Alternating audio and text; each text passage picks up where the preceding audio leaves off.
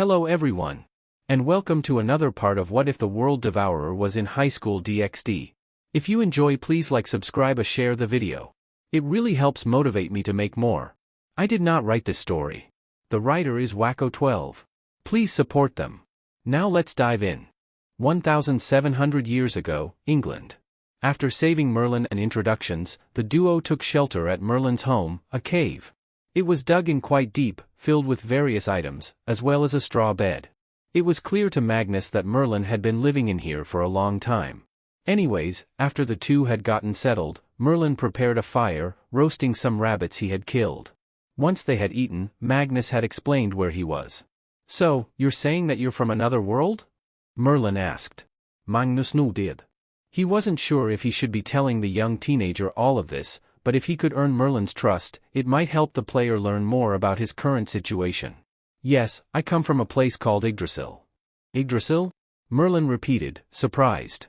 "That's the name of the world tree of the Asgardians," he said. "Asgardians? Norse mythology is real here?" And Merlin said that it was Satan who was his father. "That means angels, demons, and even God are real too. What about other mythologies?" Magnus thought before looking at Merlin. "Can you tell me more about the supernatural here?" he asked. So, for the next past hour, Merlin told Magnus everything he knew. The currently existing pantheons were Christianity, Hindu, Norse, Greco-Roman, Shinto, Celtic, Egyptian, Chinese, and Buddhism. However, instead of being a united force, Christianity was composed of three factions, one being the angels, who served the biblical God and aligned with the church. After that were the devils, descendants of the demons formed by Satan, Merlin's father, now led by the four demon lords. And finally, the fallen angels of Grigori, former pure angels who fell from heaven for sinning. That was a lot for Magnus to take in. It was definitely clear that he was in another universe, not back in time. Though, the fact that he met Merlin of all people was kind of obvious. Still, it was pretty exciting to hear that the old mythology of his country was still around, plus the Arthurian folklore. If only Ego Sabbath was here now. Magnus mused, thinking of his occultist expert guild mate. "By the way, what about magicians? Are there any of them around?" Magnus asked. He frowned when he noticed the confused look on Merlin's face. "Magicians? Humans who could use magic?" Merlin still seemed a bit lost. "Well, there are humans who make pact with gods of pantheons for power. And besides those with unique heritage like my own, or who wield sacred gears, humans can't use magic," the Cambion answered. He then looked at Magnus with curiosity. "Are you telling me that humans from your world could use magic?" Nodding, Magnus explained. "Yeah, humans were some of the most versatile races back in my world. Some could even defeat demons, angels, or dragons depending on their power," he said. Several members of his guild had chosen human as their race. The reason being was that it was the most versatile race class in Yggdrasil. "Amazing," Merlin murmured. "If only our world's humans were like that. Then we wouldn't be at the mercy of the supernatural." "Is it that bad?" Magnus asked. "Worse," Merlin responded. "Every day, humans are constantly harassed by monsters and other beings of the supernatural world. The church only gets involved when devout followers of the biblical God are involved. Everyone else are considered pagans and heretics, unworthy of their time." He growled. Magnus didn't really know much about religion like Christianity. To be honest, the church was pretty much dead in his time. With corporations taking over and destroying the economy, there was no point in having religion since it couldn't fix the planet. Still, the church of this world sound a lot like those corporations, getting involved only when it concerned them or if they could get something out of it. Made Magnus sick as the player thought about it. "That's why I hate the church. They preach doing God's work, but don't give a crap about anyone. The only decent person that was a part of them was my mother," Merlin added. He let out a yawn, sleep beginning to consume him. Yet, he still talked. "Though, it'd be nice if humans could use magic. Then they could protect themselves. I even wrote up theories for a system that humans could use," Merlin revealed as he picked up a journal. As he handed it to Magnus, the young Cambion let out a yawn, his eyes slowly closing. Merlin was now fast asleep. The fire was still burning as Magnus remained awake, reading the journal. It was filled with numerous magic circles and formulas. If he were in his human body, Magnus wouldn't be able to make heads or tails of this. However, with his arcane dragon racial class and great sage, a job class, Magnus easily deciphered them. They were quite good, and if practiced enough, people could use magic without relying on other sources to grant them energy for the spells. Still, as humans did not possess innate magical energy, it would be difficult. At most, people might be able to use alchemy or mediums to make up their lack of magical energies. Deciding to explore, Magnus added multiple protective spells to the cave's entrance before heading out to explore. Taking on his dragonoid form, he extended his wings and Magnus took to the sky and explored the nearby areas. He saw numerous small human villages, illuminated by few torches. It looked a lot like from the old history books he had read. The Middle Age was an age where people were divided between commoners and nobility. The nobles lived lavish lifestyles while the commoners struggled every day. In fact, it was a lot like his time period, which angered Magnus all the more. Magnus' attention shifted when his enhanced hearing picked up yelling. Looking ahead, he saw a small village being attacked by several men on horses. Upon closer inspection, these men appeared to be knights and wore attire affiliated to the church, and the shine of the crosses around their necks gleamed in the night. At the back of the group was a priest. Several of the knights were carrying torches, using them to set houses ablaze, while others were chasing the residents, swinging their weapons. "Okay, that's enough," Magnus said as he dived down, transforming into his humanoid form while wearing his Imperator of Dominance armor. He landed between a family fleeing from 3 knights on horses. Raising his left hand, he said, "Force shockwave," and sent the riders flying backwards. The villagers and knights nearby all stopped and turned their attention towards the new arrival. Magnus pulled out the world glaive, the guild weapon radiating power in response to its master's anger. 4 knights charged at Magnus with their swords drawn. Though they were moving at an impressive speed, to Magnus they were moving as slow as a tortoise. With a powerful swing of the glaive, Magnus cut them down. Using his enhanced vision, Magnus could see several knights on the outskirts of the village. They had bows raised with flame-tipped arrows notched. Realizing that they intended to burn the houses, Magnus acted first. Raising his glaive, Magnus shouted, "Widen magic, Starfall hunt." From the blade shot out multiple bolts of energy. Flying into the air, the bolts spread out throughout the village, followed by a dive. The archers had no time to react as the energy bolts pierced their bodies, killing them instantly. More knights came charging in, swords and shields raised. Magnus twirled his weapon and lunged at them. Their blades did no damage to his armor, chipping upon contact. In contrast, Magnus' skilled weapon cut through their bodies and armor with zero trouble. A trail of blood and corpses were left behind in Magnus' wake, and yet the player did not react to it, something Magnus took note of. "I guess my physical appearance isn't the only thing that changed, but also my mentality," he thought as he impaled another knight. Back in his world, Magnus, or rather Michael Walter, had never been in a fight, never killed anyone before. Hell, he never carried a weapon in his entire life. And yet here he was, killing men without remorse, not the least bit disgusted. Back in Yggdrasil, dragons were noted to be highly fierce, killing without hesitation. Perhaps that is what was happening to Magnus. As a dragon, Magnus felt no pity, horror, or anything negative as he slew these knights. Plus, the fact that these men were targeting defenseless villagers was something Magnus took in as to why he shouldn't show mercy. By the time he was done cutting down the knights inside the village, there were only 5 left. They were on top of horses surrounding the priest, who seemed peeved that his men were killed, yet showed no fear. "Who are you? Why have you stopped us from delivering God's judgment?" the priest demanded. Magnus noted he had an Italian accent. Magnus growled underneath his mask. "Judgment? All I saw was you committing murder on defenseless villagers," he replied. "If anything, you Kaka Gade Amadon are the ones who deserve judgment." Magnus' Irish accent as well as speaking Irish words starting to kick in whenever he was angry. "Humph, these heretics refuse to accept the blessings of the Lord, stubbornly sticking to their pagan gods. Though we have tried to show them the truth, they do not listen and thus must be purged before they can influence the faithful," the priest said without a hint of remorse. Pagan gods? He must be referring to the Celtic pantheon the Irish and Scottish worshipped before Christianity came. Magnus Toutes. However, such things were not important. "That's your excuse?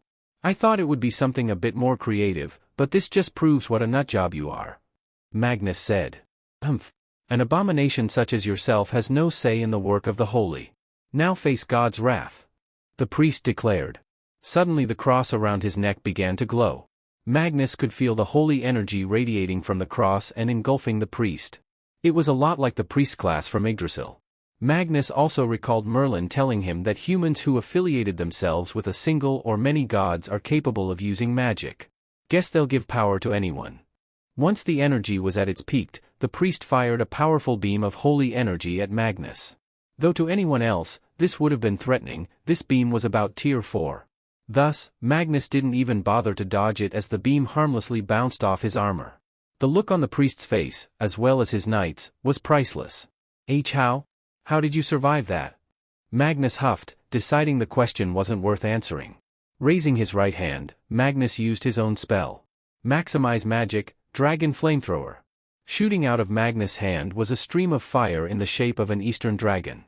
It roared as it consumed the priest and his knights.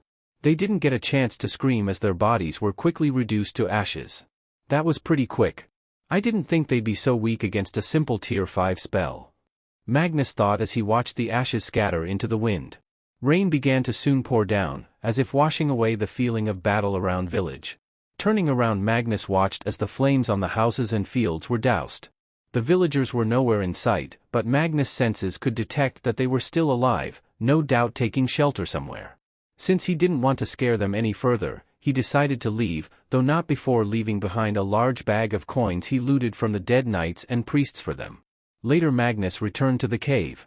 The protection ward was intact, and Merlin was still asleep. That gave Magnus time to think of everything happening so far. He was indeed in another world, another Earth to be precise. It wasn't his, and he was stuck in the medieval age, where the supernatural actually existed. What really got to the player, though, were how the humans were treated. After saving the village, Magnus spent the next 2 hours scouting the region. During that time, he saw many monsters attacking undefended villages, forcing him to come in and save them.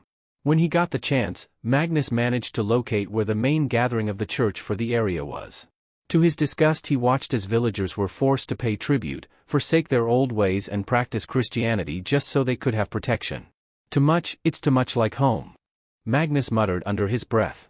Before and after the accident, Magnus would see how people in the lower class were always struggling to survive.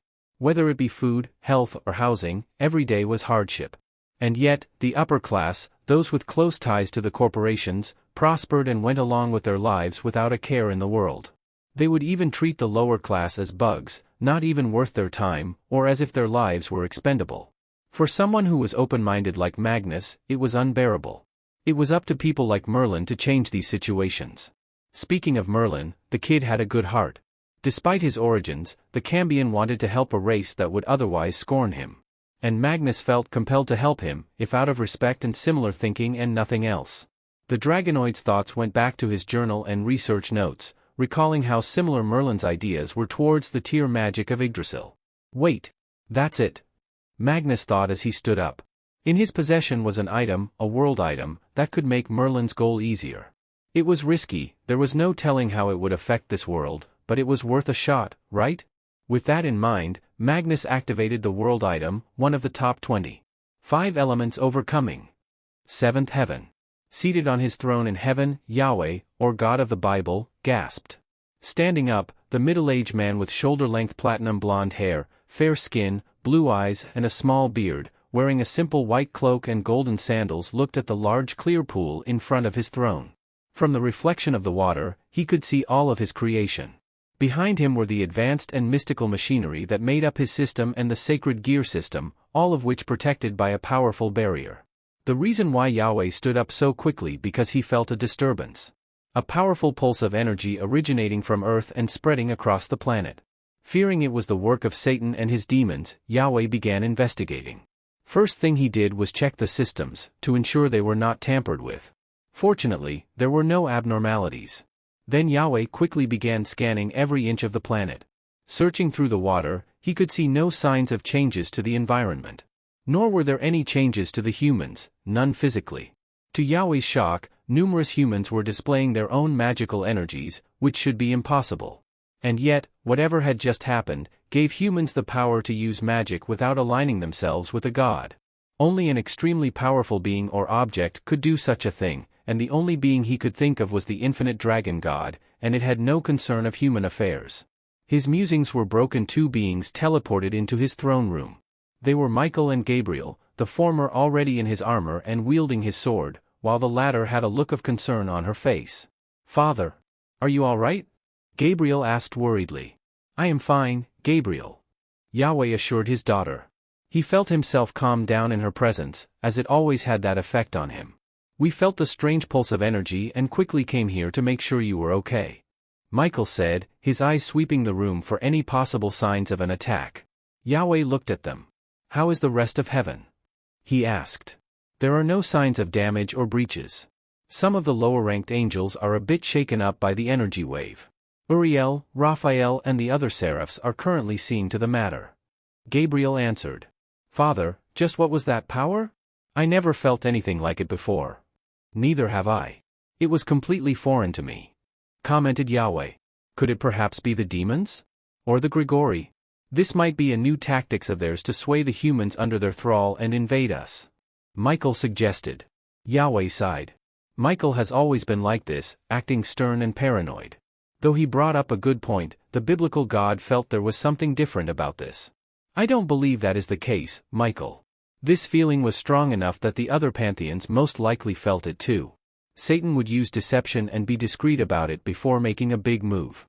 And I do not believe Azazel has the technology nor the means to do this," Yahweh explained before showing his angels the pool.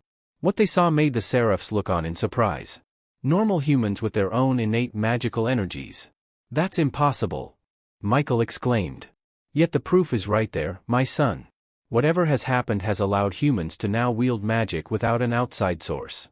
Yet, I believe this was done out of kindness, not malevolence." Yahweh revealed his thoughts. Michael and Gabriel looked at one another. It was true, after that brief wave, the unknown source had disappeared. Whatever it wasn't influencing the humans beyond simply giving them the ability to wield magic on their own. And their father wouldn't allow such a thing to happen without a response if he thought it was of sinister designs.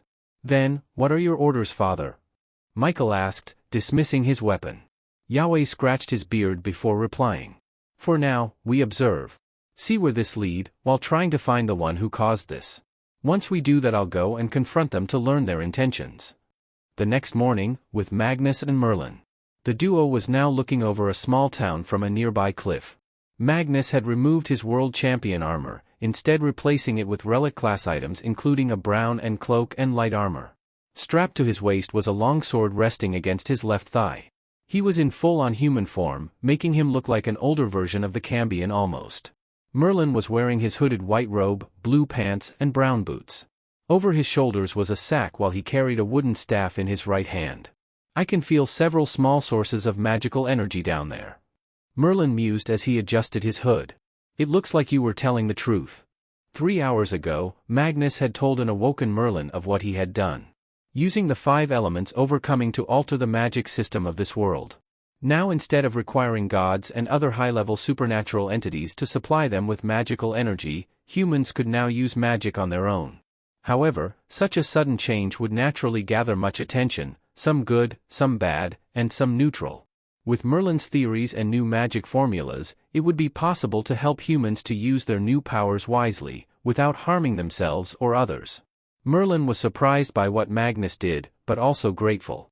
This was his chance to show that he was more than just a Cambion. That he wasn't his father's tool to be used against God. Thus, with determination, the two set onwards towards the town, unaware of the changes their actions will bring. Underworld, 500 years ago. Seraphal Citri, heiress to the Citri clan, grunted as she killed 10 more devil soldiers. Another devil charged at her with a spear, forcing Seraphal to use her wand as a makeshift club. She batted the enemy's weapon aside before conjuring a large pillar of ice that pierced the devil's body, skewering him. She launched another wave of ice at more enemy soldiers. As they fell, Seraphal took a moment to catch her breath. Her body was covered in scratches and her clothes were slightly torn. And yet this pain was nothing compared to the pain in her heart. Just as her icicles pierced their bodies, Seraphal felt like it was piercing her heart. Killing her own kind was something she would never be comfortable with. Yet there was no other option. If the current government, or Old Satan faction as they were called, were allowed to carry out their plan, to start another great war, then it would lead to the extinction of the devil race.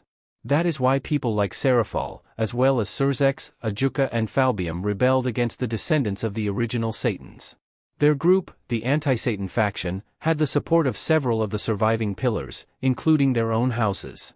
The civil war had eventually gone for over 100 years, costing many devil lives. Presently, the Anti-Satan faction was now besieging Agrias, a large floating island that housed much of the original for Satan's technology.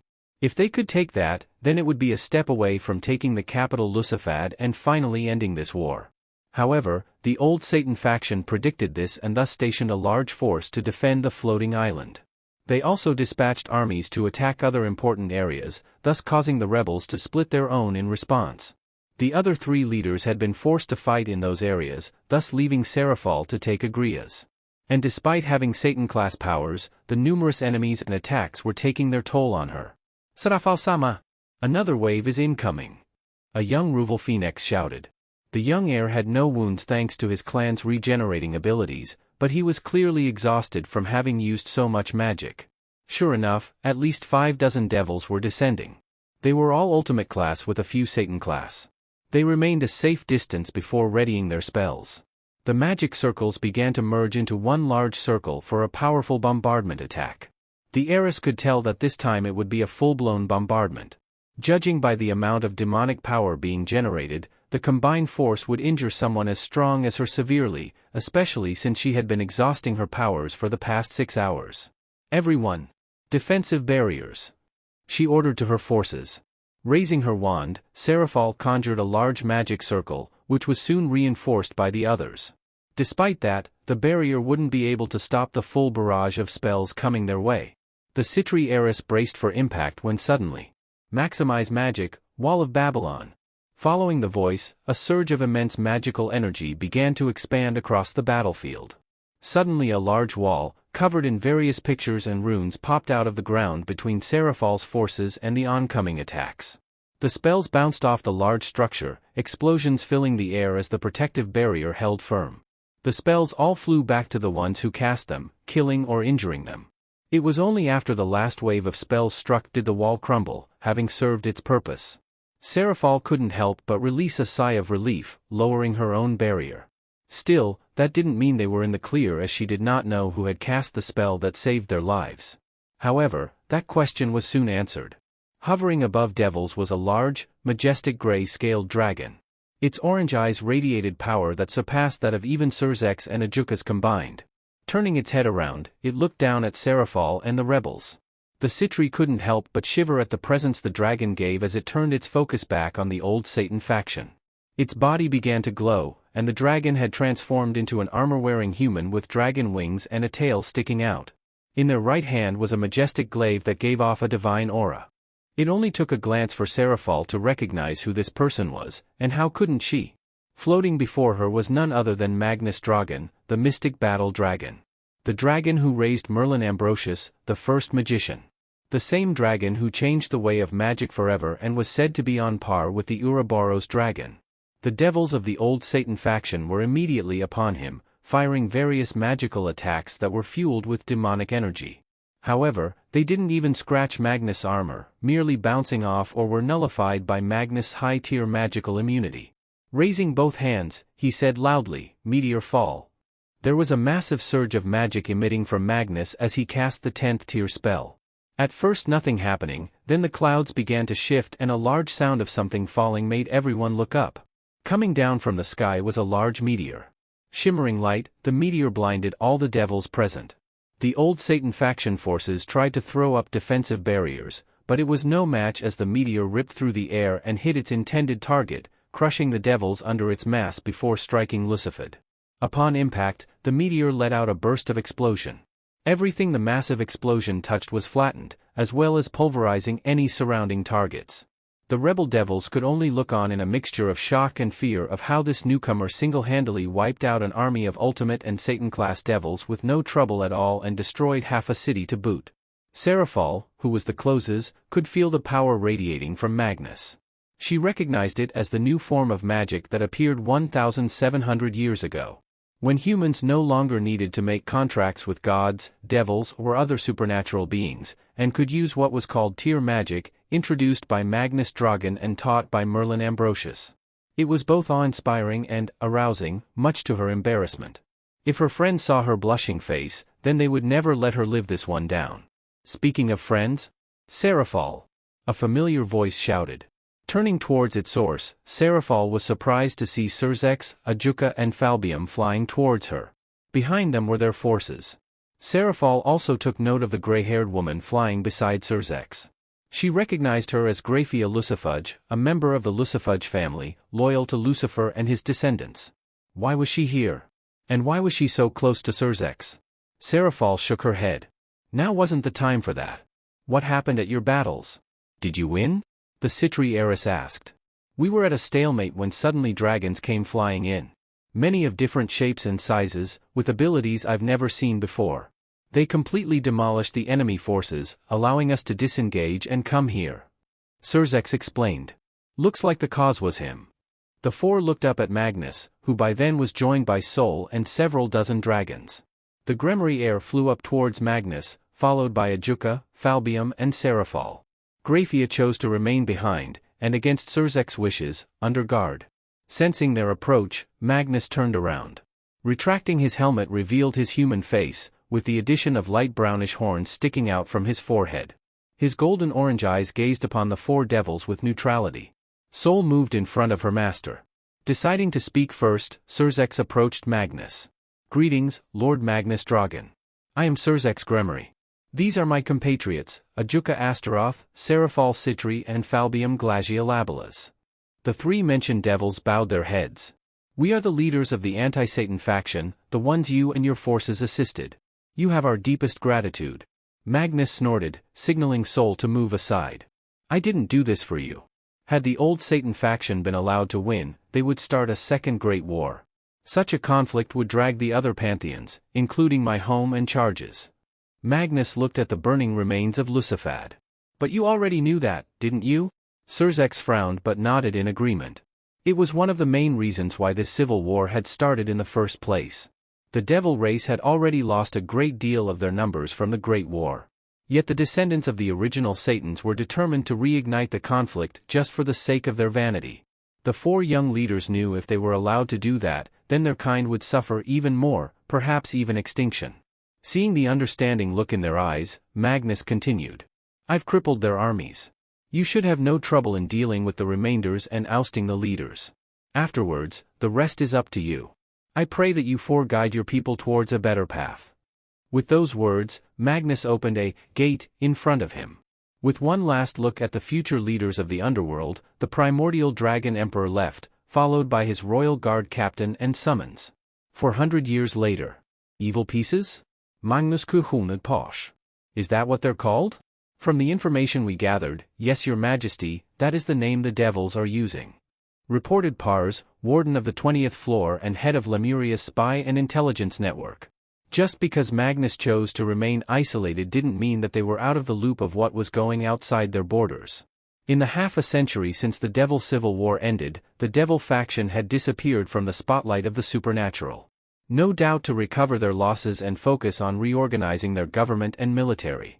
Word on Magnus' effort in lending a hand on the final day of the war was kept confidential, with only a few people outside the faction knowing. It was done for the sake so the devils would look strong. That it was they and solely they who prevailed against the old Satan faction. Not that Magnus cared, he just did it for his own reasons, not for fame. The four leaders of the anti-Satan faction became leaders of the devil faction, each one taking a title of the original leaders as their surnames while relinquishing their claims as their heirs and heiresses of their respective clans. Magnus just recently learned about these evil pieces. Designed by the now-named Ajuka Beelzebub, they allowed devils to reincarnate other beings into devils to join peerages. Based off chess, each reincarnated devil received a trait depending on the piece used to reincarnate them. The purpose of the invention was to rebuild the devil race as devils rarely give birth the old-fashioned way. However, that was not the reason why the topic was being discussed. An hour ago, Magnus got a report from Lucarne that a small group of devils had attacked the coast of Avalon. With both the inhabitants and Lemuria's forces, the devils were repelled, but those who had escaped took with them several people. The surviving prisoners were currently being interrogated, thoroughly. We've confirmed that the prisoners are being taken to the underworld. The territory of said area belongs to the Valefor clan. It is led by Duke Basil Valefor, the only living member of the clan. Apparently, this operation of his is that he captures interesting people and auctions them to other devil nobles for their peerages. Pars explained. Magnus growled, his claws digging into the throne's armrest. To be honest, he wouldn't have cared what the devils were doing. Now though, they captured people under his protection. And that was unacceptable. Looking to the other wardens, Magnus gave his orders. Pars, prepare teams of stealth units and head towards these locations I will give you. All wardens except for Diablo and Zion are to prepare your forces as well as the Lemurian sentinels. We're going to pay Duke Valefor a visit. Let us show them what happens when you mess with Lemuria. Yes, Your Majesty. All the wardens responded. Your Majesty, what shall we be doing? Zion asked. I do not want to reveal yours or Diablo's existence yet to the world. Furthermore, I need some of the wardens to remain and protect Lemuria and Avalon.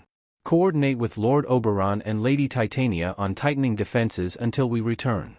Magnus explained. As you command, Your Majesty. Zion and Diablo responded with bows. Now then, Magnus said as he summoned his world champion armor and world glaive. Let's give those devils hell. Underworld, Valefor territory. In one of the many storages was a mother and her young daughter. Though they looked human with their long blonde hair and blue eyes, they were in fact elves, their pointy ears a clear sign. As with elves, their ancestors had retreated to Avalon, where the aura of nature was still pure and not corrupted by millennia of war. The daughter, Leandra, whimpered as she clutched her mother. The two had been at the shores of Avalon, playing along with others, when devils attacked. Though her father fought desperately to protect them, he had been killed like some of the others. Meanwhile, Leandra, her mother and many more were taken to the underworld, to be sold to other devil nobles to become part of their peerages or worse as slaves. For hours, Leandra and her mother held one another close, the silence was torture for them. That changed a few minutes ago, when the sound of explosions, weapons clashing, screams caught their enhanced hearing. They had no idea what was going on until the door to their cell was broken down. The two screamed until they got a better look at the being. It was a humanoid reptile wearing dark golden armor. In their left hand was a round shield styled as a turtle shell, with an axe in their right hand. The mother and daughter realized that it was a lizardman warrior, one of the troops of Lemuria. As further proof, the symbol of the World Searchers was imprinted on his armor plating. The warrior looked at them for a moment before ushering them out of the cell. Not needing further incentive, Leandra and mother ran out of their prison and the building before exiting onto the street. The situation outside could only be described as chaos. The diverse armies of Lemuria attacked the devils of the Valefor territory, while at the same time freeing the prisoners and would-be servants/slaves. Buildings and fields were burnt down, reduced to ashes and rubble. Dragons flew above, darkening the skies. Devils that tried to resist and fight back were killed without mercy. Those that tried to flee were either captured or slaughtered. The ones that surrendered were being moved somewhere else. Even the kings of other pillars were falling to Lemuria's fury, they and their peerages standing no chance against the attackers. What the devils did not know was before the assault, Magnus had squads of magic casters place anti-teleportation and anti-message barriers across the entirety of Valefor land. That way they could ensure the devils could neither escape nor inform the rest of the underworld of what was happening. Back with Leandra and her mother, the two tried to escape. However, the massive panic going on made the streets crowded with everyone running around madly. And at some point, the two had been separated. Leandra. Her mother cried out among the field of people. Mother. Leandra screamed, fear engulfing her heart. Mother. Suddenly a shadow engulfed the elven child. Turning around, Leandra looked up and saw it was Magnus, the mystic battle dragon, the primordial dragon god emperor of Lemuria and protector of Avalon. Magnus noticed her. What's wrong, little one? He asked gently. Leandra swallowed before eventually replying. My mother. I can't find my mother. By then the streets had become less chaotic as sentinels were separating everyone into two groups. On one side were the prisoners and devil civilians, those not involved or were unaware of Valefor's actions. While on the other side were the devil kings, their peerages, soldiers and others who had been involved with the kidnappings. Walking across was Amber, who had begun speaking. And yet Leandra did not hear him, her focus solely on Magnus. Magnus got closer and knelt beside the girl. What's your name? Eliandra. The elf girl said. Pretty name. Here, let me help you. Magnus replied gently, offering an armored hand. At first, Leandra was now sure what to do. And yet, Magnus had been the protector of their home for centuries and came to save them. Deciding to trust him, Leandra shyly took the offered hand. Magnus then guided her to the side, away from the others. He then pulls out a dagger with both ends having blades. The handle was golden with a red ruby in the center. Pretty, isn't it? It belonged to a comrade of mine. Perfectly balanced, as all things should be. He would say. It will fall if too much weight is on one side or the other. Magnus explained as he balanced the dagger on one hand. The dragon offered it to Leandra. Now you try. The little girl took the dagger and began balancing it on one finger. It was a bit wobbly at first, but she was slowly getting the hang of it. Behind them, Amber shouted. By the will of His Majesty, Emperor Magnus Dragon. Those who would dare harm his subjects are sentenced to the ultimate punishment, death. Upon Amber's declaration, the Lemurian sentinels raised their magic rifles. Firing, the cries of the dying and screams of the living filled the air.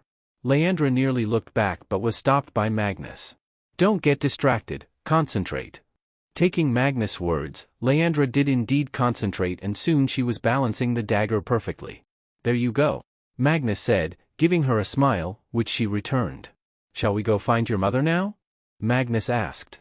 At the prospect of being reunited with her mother, Leandra nodded eagerly. Taking her hand once more, the dragon guided the elf girl forward, the sentinel splitting the crowd to make way for them. Later, Valefor Manor.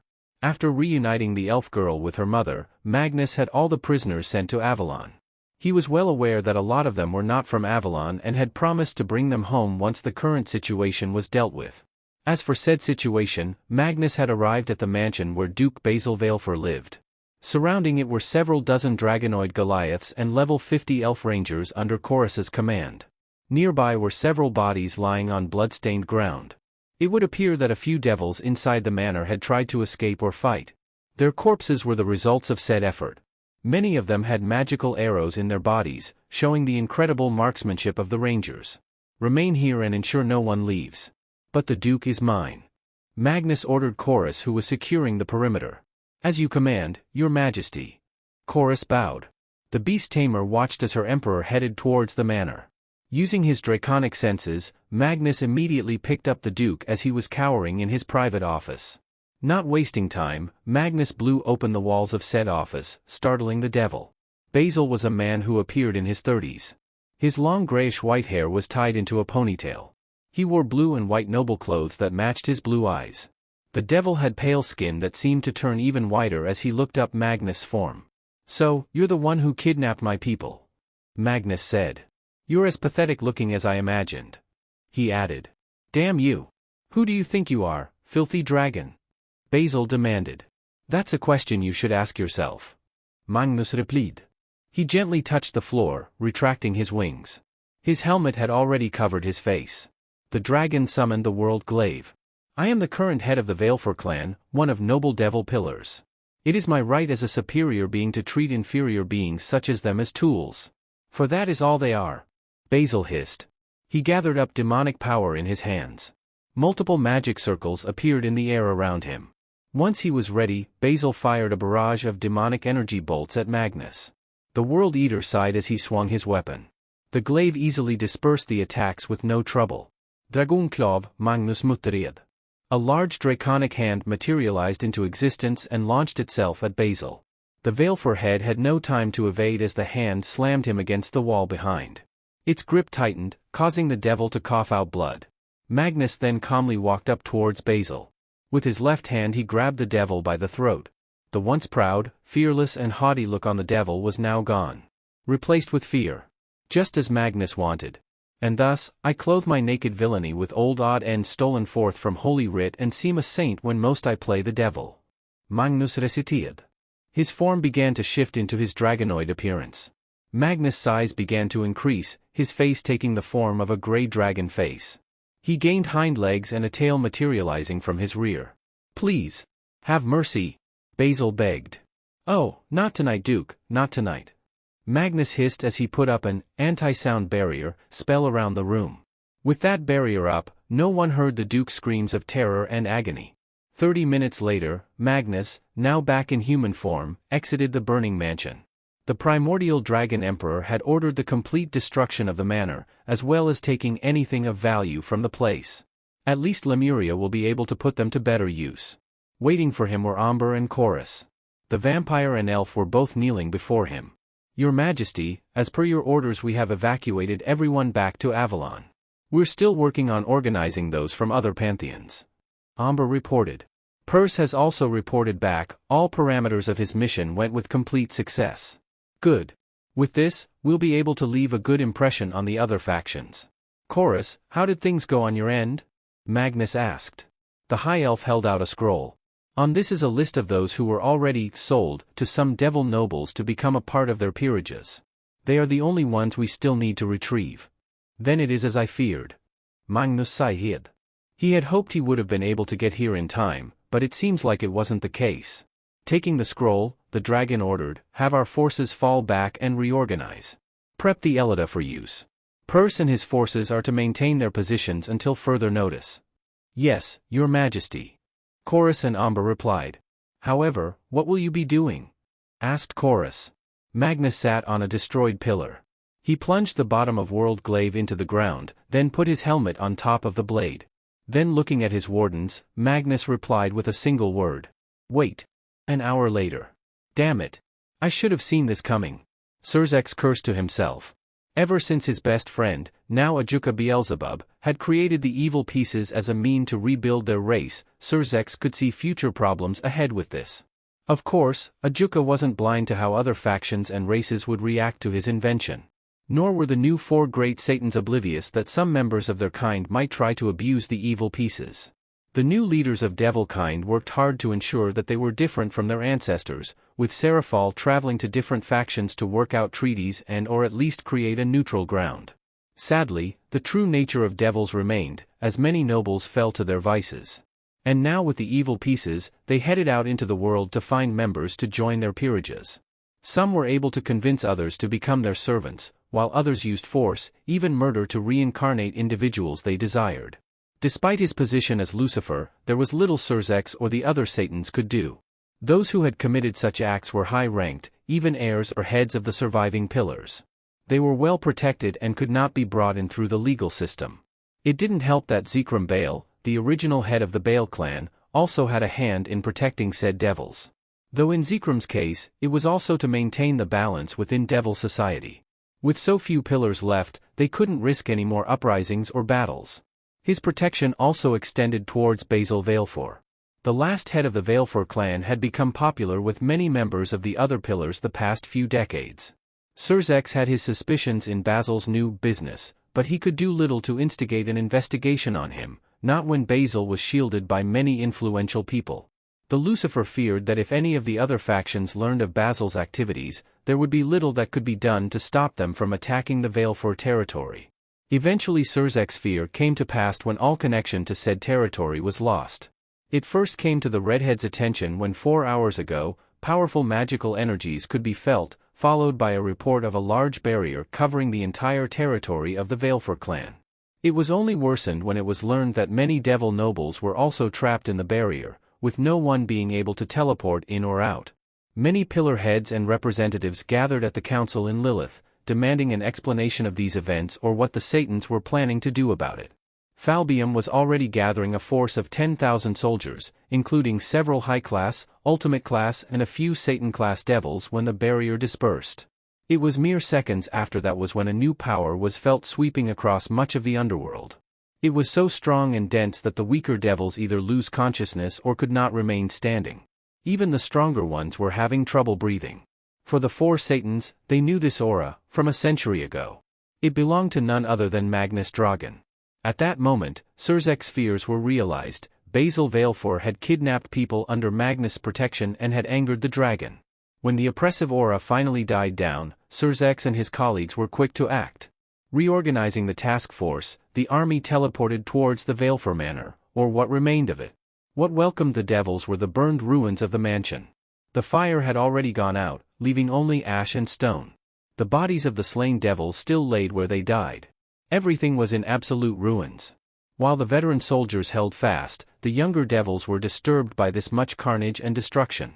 Surzex, Seraphol, Ajuka and Falbium, however, were all focused on the long pole before them. Planted deep into the ground, the pole towered over the destroyed mansion. Impaled at the top of it, was the severed head of Basil Valefor. The devil's face was one of eternal horror and anguish. The Satans felt distraught at this loss of life.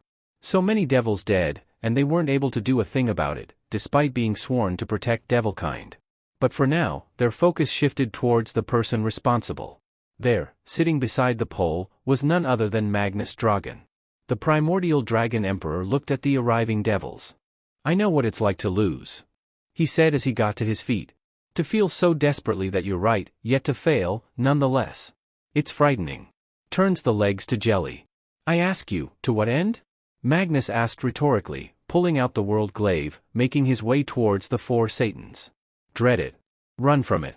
Destiny arrives all the same. And now, it's here. Or should I say, I am," Magnus declared as he walked across the blood and body-filled ground towards the four Satans. The devil soldiers went stiff, readying their weapons while their leaders made no movements.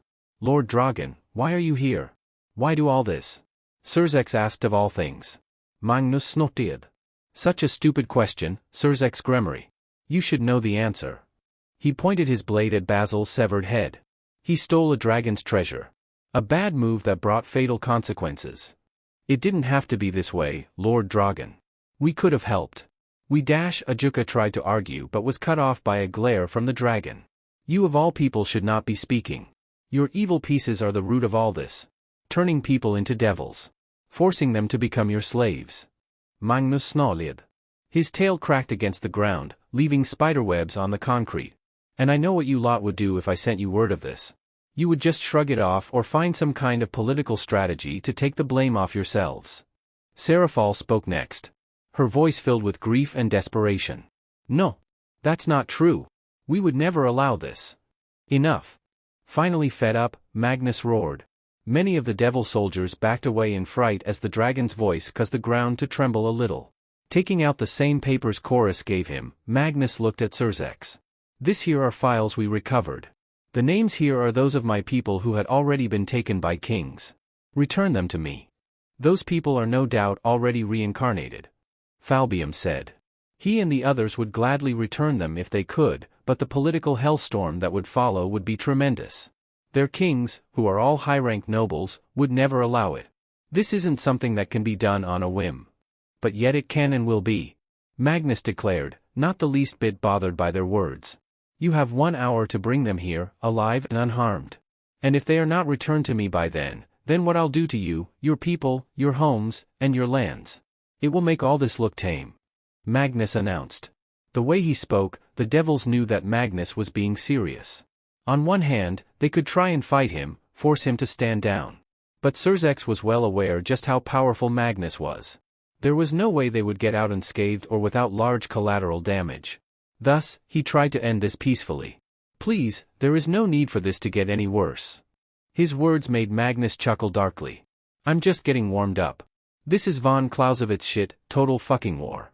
I'm gonna pull this whole thing down. I'm going bring the whole fucking diseased, corrupt temple down on your heads. It's gonna to be biblical." On K, the air around the mansion and nearby land began to distort, magical energies piling up. Following that were several dozen gates of various sizes opening. Pouring out of the gates were legions. At the forefront were over 100,000 Lemurian sentinels, making up 1/3 of the forces. They were followed by various types of humanoid and non-humanoid reptiles, such as lizardmen, wyverns, dragonutes, nagas, hydras, dinosaurs, basilisks, dragonoids, dragonkin, dragons, drakes and other minor ones. The rest were golems of various attributes, orcs, goblins, vampires, werewolves, slimes, ogres, trolls, gremlins, birdmen, elves, dwarves, undead, humans, beastmen, homunculus, insectoids, gnomes, fishfolks, brain-eaters, demi-humans, different types of yokai and much more. Many of them were riding on top of mounts, both ground and aerial. High above the vast army was the Elida, the massive warship hovered over the small devil army like a looming dark cloud, ready to unleash thunderbolts that will reduce them to ashes. The wardens except for the 7th, 12th, 13th, and 21st floors were also present, getting their forces into formation. The four great Satans and their army were rendered speechless. In just seconds, Magnus pulled forth an army that could easily conquer the underworld.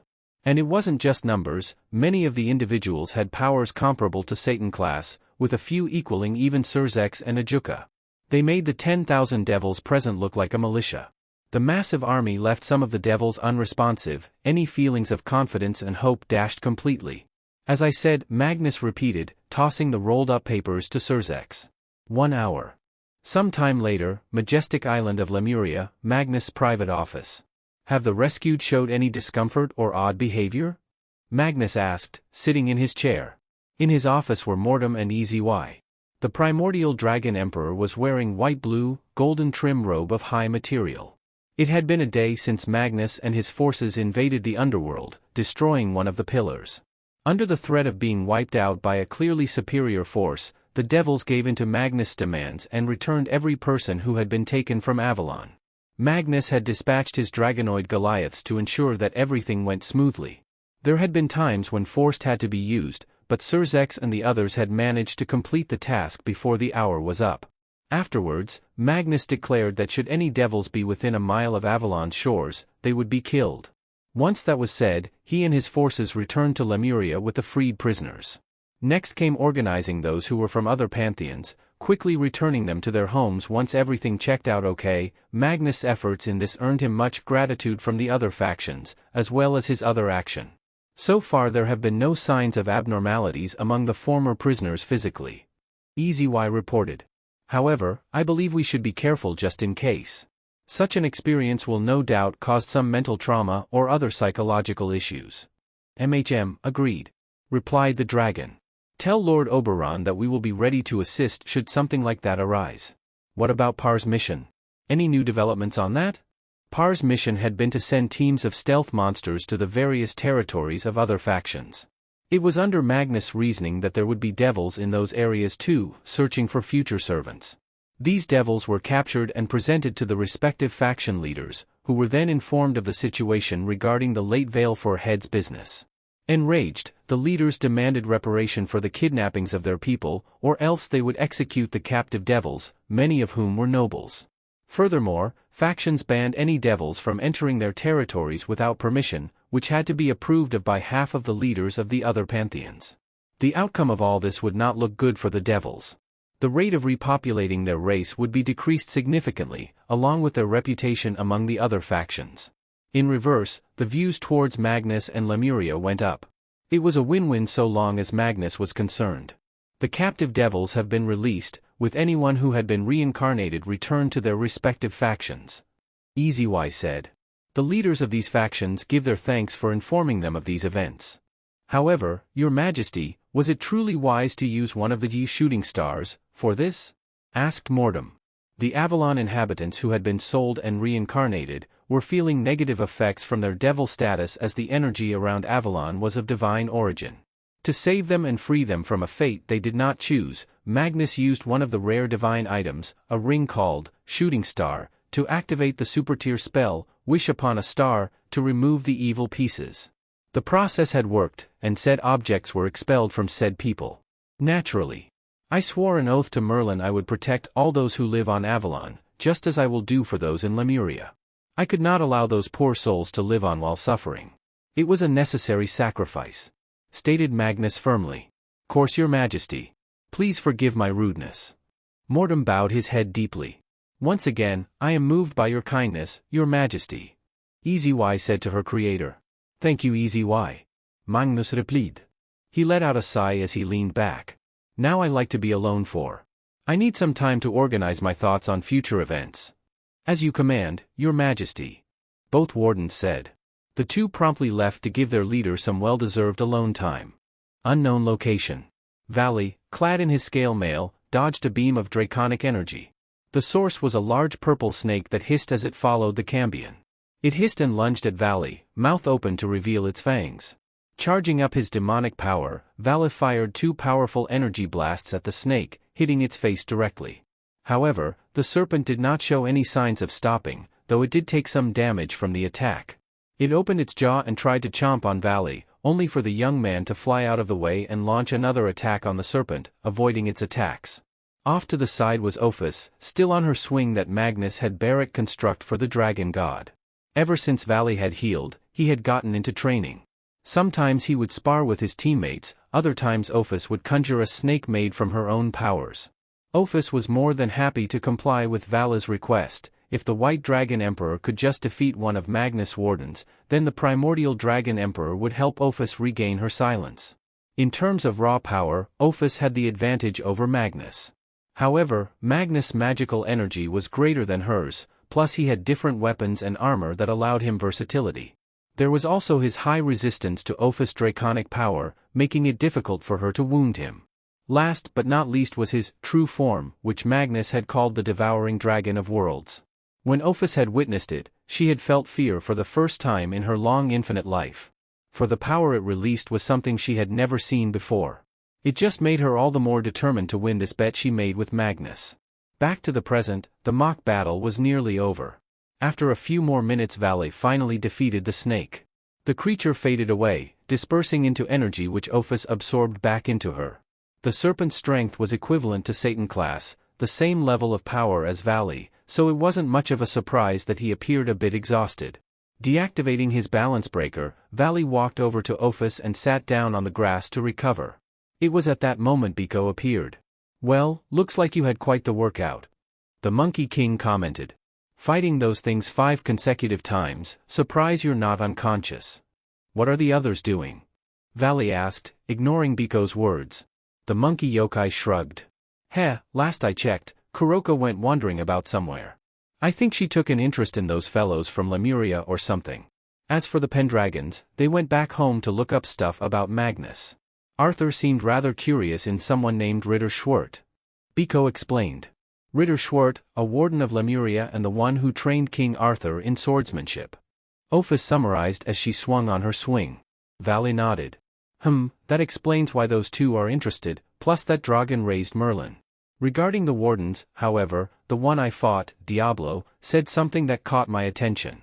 I wish to see the prowess of one who is a descendant of this universe's original demon lords. Let us put on a wonderful display for His Majesty. This universe? What's that supposed to mean? Biko asked. My only guess is that the inhabitants of Lemuria are from another world and not of Earth, Heaven or Hell. Valley guessed. That is correct. Added Ophis, getting their attention as she continued. 1,000 years ago, there were multiple distortions in the dimensional gap, followed by several powerful energy signatures shooting out from a single location. Among them were Magnus Dragon and the island of Lemuria's people. From what I can assume, their own world must have been destroyed, and they were cast out. Valley hummed as he took this all in. It made sense if you thought about it. Powerful beings such as those don't just pop out of nowhere. It just made fighting them all the more desirable. That said? Well, I guess break time is over. Biko, feel like a quick spar? Valley asked as he donned balance breaker again. The current Monkey King let out a sigh. Nevertheless, he readied his staff and got into a fighting stance. Sure, I could use some exercise. Biko replied cheekily. Ophis said nothing as the two clashed. She merely continued swinging. Lemuria, Celestial City. After the dinner, the Norse delegates were escorted to one of the lounges on the 23rd floor. Magnus had gone to his office with the Celtic members to finalize their alliance. Meanwhile, Odin was going over what he heard in his mind. Magnus, Lemuria, all of them were from another Yggdrasil. Though there were some differences, it was almost the same as the 9 worlds of theirs. However, according to Magnus, Ragnarok came for them, with the majestic island of Lemuria as one of the few survivors. This is much more than what I was expecting. Odin said. To think there might be worlds identical to our own. Vidar commented. However, it didn't sound like we were there when Ragnarok came. He turned to look at his father. Father, I think we should accept the alliance with Orbis. Odin gazed at his son, who explained. I know you were originally planning on remaining neutral with them until you could decide whether it was better to align with them or the biblical faction. However, if this news reaches Asgard, the many of them will want to align with Lemuria out of kinship. Kinship? Forgive me, Lord Vidar, but would the others even believe that this place comes from an alternate Yggdrasil? Rosweiss asked. They'll believe it, once they sense the aura radiating from this place. Odin answered. Ever since I first stepped foot into this place, I could feel a sensation that reminded me much of the Nine Realms. But most of all, I could feel the aura of Ymir. His declaration of sensing the primeval being and father of the frost giants earned surprised looks from his son and aide. What Odin did not know was that he was referring to Tyrios, the warden of the 12th floor who had the racial class Titan, the highest racial class for giant NPCs and players. The aura of Ymir. Father, are you sure? Vidar asked. When Odin nodded in confirmation, Vidar slouched in his seat, releasing a heavy sigh. If that is true, then it is all the more reason for us to accept an alliance with them. Ymir was considered one of the top 10 before his death. If someone here does have the same aura as him, then it just proves how powerful they are. Plus, it might help us prevent our own Ragnarok. We've already seen their technological prowess when they showed those purifiers to us. Odin hummed as he took this all in. Vidar did make several good points. Indeed, Ymir was a powerful figure, and the only reason why he and his brothers were able to kill him was because the giant had been greatly weakened. Having such an ally would be useful, especially since there has been trouble in his pantheon. And from what he's seen of Lemuria's technology and magic, they were superior than what other factions, like the devils and fallen angels, could produce. Especially the purifiers that Vidar mentioned. Purifiers were key-looking items that could reverse the demonization of any reincarnated devil. The device was created by Barak Spaz, from studying the evil pieces recovered and reverse engineering them. As a sign of good faith, Magnus had the purifiers given to the leaders of other factions for when one of their own might be turned into a devil. That way the underworld could not label these individuals as stray devils, as they were no longer devils. That wasn't the only blow to the devils that the primordial dragon emperor had given them. When Magnus' assassins had captured many high-class devils, he had them given to the other factions to be used as political hostages. This move forced the devils to restrict their people's movements from going into other factions' territories. This had a major effect on the devils as it slowed their progress to rebuild their numbers significantly since they could only go to areas that were not controlled by factions. Furthermore, Magnus had great influence over many magician associations due to his role in granting them magic and being the adoptive father of Merlin Ambrosius. Humans could use not only magic of other races and factions, but also the Tyr magic from Yggdrasil. That magic was something no other race could use, not even gods. Tyr magic was soon considered the strongest and most versatile form of magic in the world. It enabled humans to use various types of spells without needing to be aligned to a god, pantheons, or sign contracts with supernatural beings. The strongest organization was the first one to be founded, Liordreacht. Formed by Merlin, Liordreacht had much influence among the other cabals, with their members spread out across the world while their base was located on Avalon. After Merlin's death, Magnus took over as leader whenever the position was vacant, then serving as advisor, backer and broker for when said spot was filled. As such, they had the most knowledge regarding magic, especially Tyr magic, which allowed them to perform various effects. And speaking of Avalon, the island was heavily defended, with a powerful barrier covering the entire landmass, as well as magical artillery situated on the sea stacks surrounding it. Plus, the inhabitants there were more than just nature-aligned raced. Somehow, Magnus had saved the various races that had been dying out and helped them, plus large amounts of dragons. There were even rumors about gods from existing pantheons, like the Aztec, under his protection. As Avalon was the same size as Greenland, the island had more than enough room for all these people. Said inhabitants were deeply indebted to the dragon, that if Magnus called to them for aid, then their power combined with Lemuria would be more than enough to conquer the world. We need this alliance, father. Vidar said to Odin, disrupting the Allfather's thoughts. With the Cows Brigade making moves against us and other pantheons, we need a powerful force to rely on. There is still much distrust with the biblical faction, especially the devils. We cannot count on them for aid. The best course would be to ally with Orbis. Odin said nothing, merely brewing with his thoughts. Magnus' private office. 3 hours later, Magnus was sitting at his desk. Across were Odin and Vidar, also in chairs while Roswei stood to the side, just as Sol and Tiamat were doing. The Celtic pantheon had finished up their work, but was offered to stay a bit longer, just to catch up. Dagda kindly took the offer while Morrigan and Luff returned home to let the rest of the pantheon know. On the desk were several pieces of paper. This is the agreement between both sides I have written. Our factions will begin a trade of magic and technology. Both residents of Lemuria and Avalon will have the right to set up shops in Norse territory, selling our goods without trouble, and vice versa with Nordic merchants too, though they cannot create a foothold in Avalon in agreement with Lord Oberon and Lady Titania's wishes, so that must be done through long range. Along with that, people of both sides can move in either territory freely, with the exception to areas off-limit.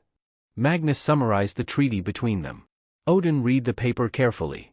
With the addition of providing military support should either side be under attack or going to war, that was pretty much it. To be honest, the Allfather was expecting something more aggressive. Having access to some of Lemuria's magic style would be an incredible boon for anyone, seeing how they entirely use tier magic. Magnus seemed more focused on getting his people to set up businesses in other areas outside of Avalon.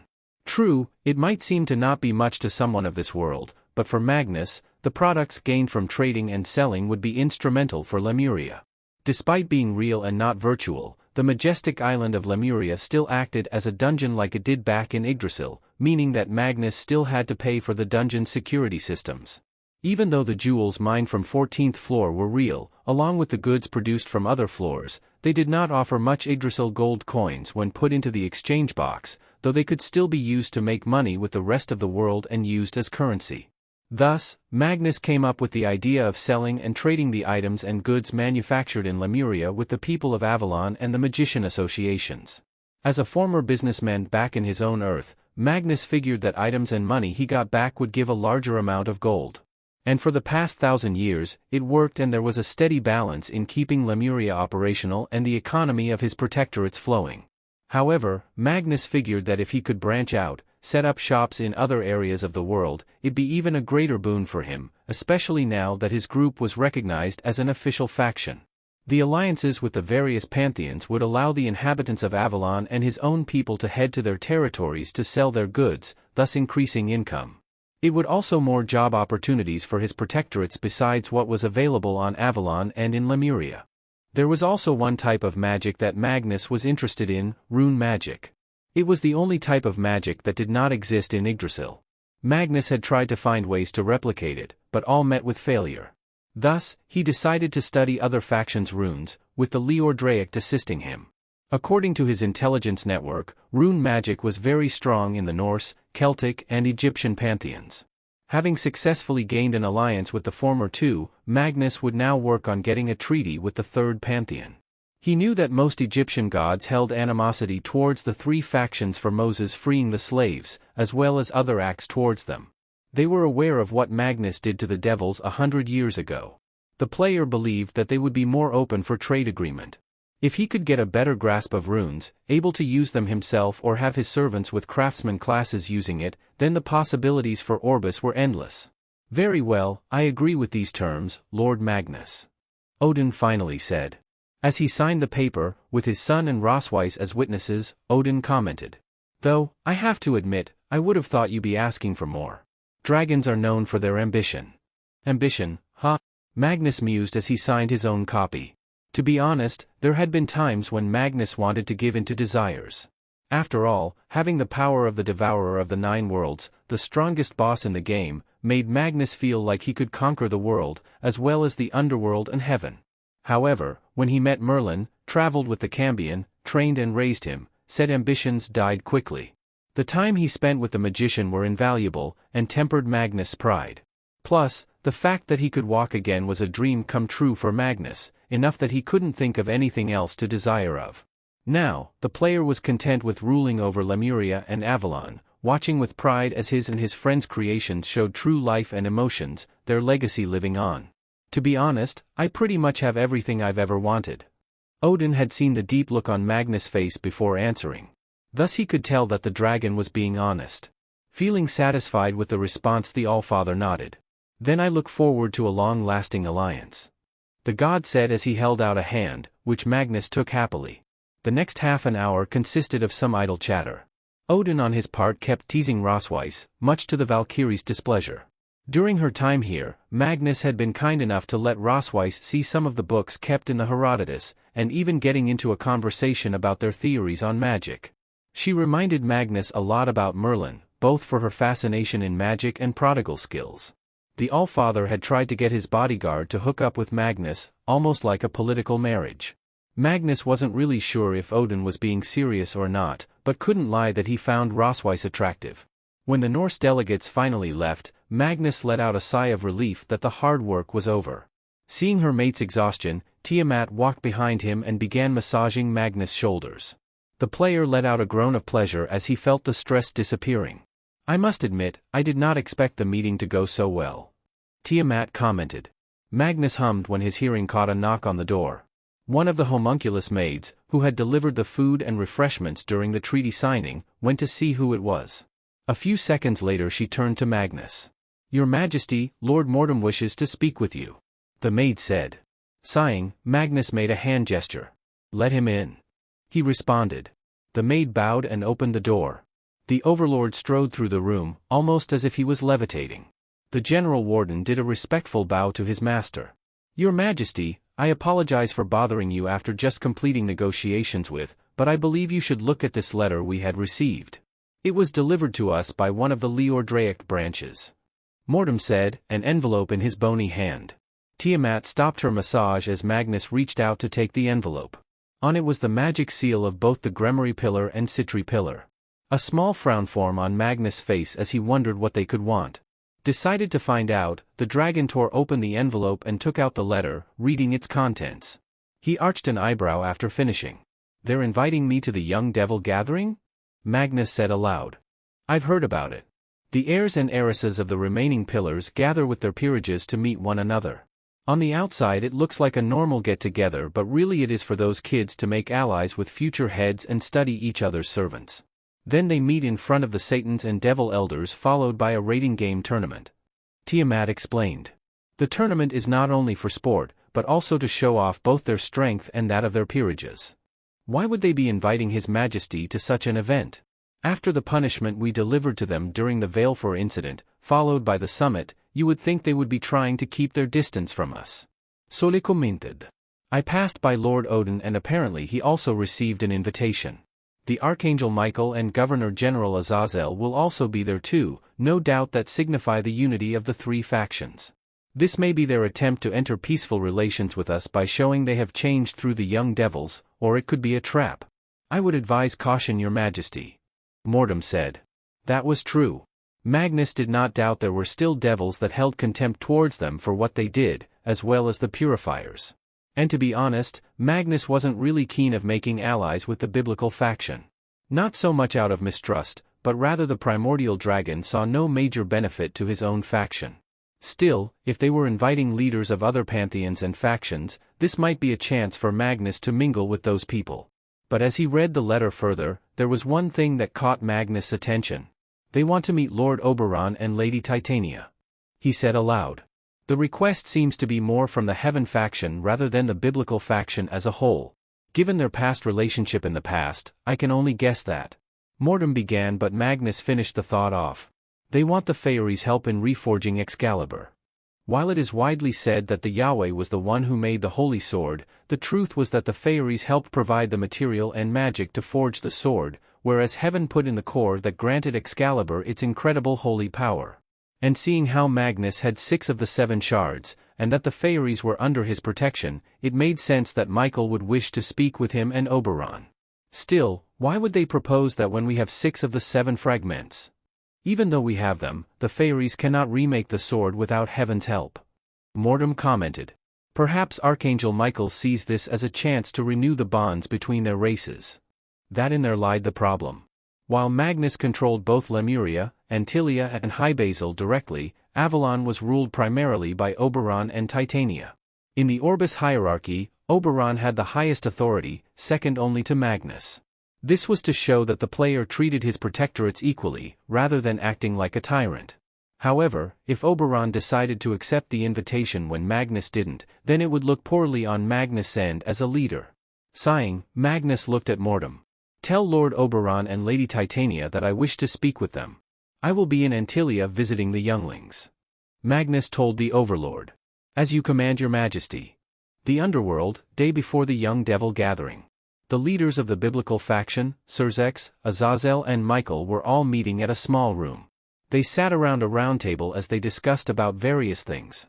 As usual these recent days, the topics mainly included Orbis. I am surprised that Lord Dragon accepted our invitation. Surzek said. To be honest, I expected him to refuse. Who can say what he's thinking? Despite his position, he's still a dragon, who are known to follow their desires. Azazel. What has my attention is how quickly he managed to secure an alliance with the Norse and Celtic. Though, I am not entirely surprised with the latter seeing how close Magnus is with Old Man Dagda. And now my sources tell me Dragon has sent representatives to meet with the Egyptian faction. Michael frowned. They have been isolated for some time. Do you think they will accept an alliance? Possibly. From what I've heard, RA and some of the others were impressed with the trouncing Magnus and Lemuria gave the devils a few decades ago, no offense. Azazel said the last part to Surzex. And then there are those purifiers Orbis has been making. The word made Surzex frown internally. The purifiers had appeared a year after the whole Valefor incident. The first sighting was when the abducted from other pantheons no longer had demonic energy. Ajuka had managed to figure out the cause and was a bit upset that someone managed to find a way to reverse his creation, yet at the same time the inventor was curious how Lemuria did it. The other high-class devils were in an uproar when this was revealed. The public reason was because it decreased the rate of growing the devil population. For some nobles the truth was that they could not gain strong servants. What was worse was that many reincarnated devils who were forced to become servants immediately revolted, escaping from the underworld to the many pantheons to have their evil pieces removed. And without those pieces, they could not be declared stray devils and thus protected from hunting teams. A simple but effective loophole. And back to if the Egyptian pantheon would accept an alliance with Orbis, it was a good chance they would. Ever since the whole Moses event, many of the leaders of that pantheon held a strong distaste towards the biblical faction. The purifiers plus the whole Valefor affair put Magnus under a good light in their eyes. There is a good possibility. Surzek said, having finished his thoughts. However, I am more curious on why Lord Dragon wishes to create ties with those pantheons. Barring his relationship with the Celtics over the millennia, there is not much logic in his decision. Perhaps there is a connection, yet we cannot see it. Azazel stated. He then looked at his pure counterpart. I bet you're pretty happy that Lord Oberon is coming to attend too. The fairies and angels got along pretty well before the war broke out. Yes, after it was learned that they had hand in the creation of Excalibur, there was no end to the people who wanted them. If it wasn't for Merlin and Magnus, then Avalon would have been overrun. Michael said sadly, truly lamenting on heaven's inability to help their allies in their hour of need. It was something that God was deeply grateful for when Magnus helped the fairies. I just pray that Lord Oberon can forgive us and hopefully re-establish ties with us. Anyway, we need to be prepared to welcome them. I don't think Lord Dragon will try to cause trouble intentionally, but his servants are well known to be overprotective. Plus, I am kind of worried how some of the devil nobility might react to his presence. There are still those who hold grudges towards Lemuria concerning the Valefor incident, even if we were in the wrong. Surzek said. Well, it's mostly the geezers who are like that. Can't let go of their pride. Azazel commented with a laid-back grin. Don't worry about it, though. Given that there will be a bunch of high-value people, they probably won't cause any trouble. Unknown location. Deep within a forest, the night sky hanging over, a lone person could be seen resting on a tree branch.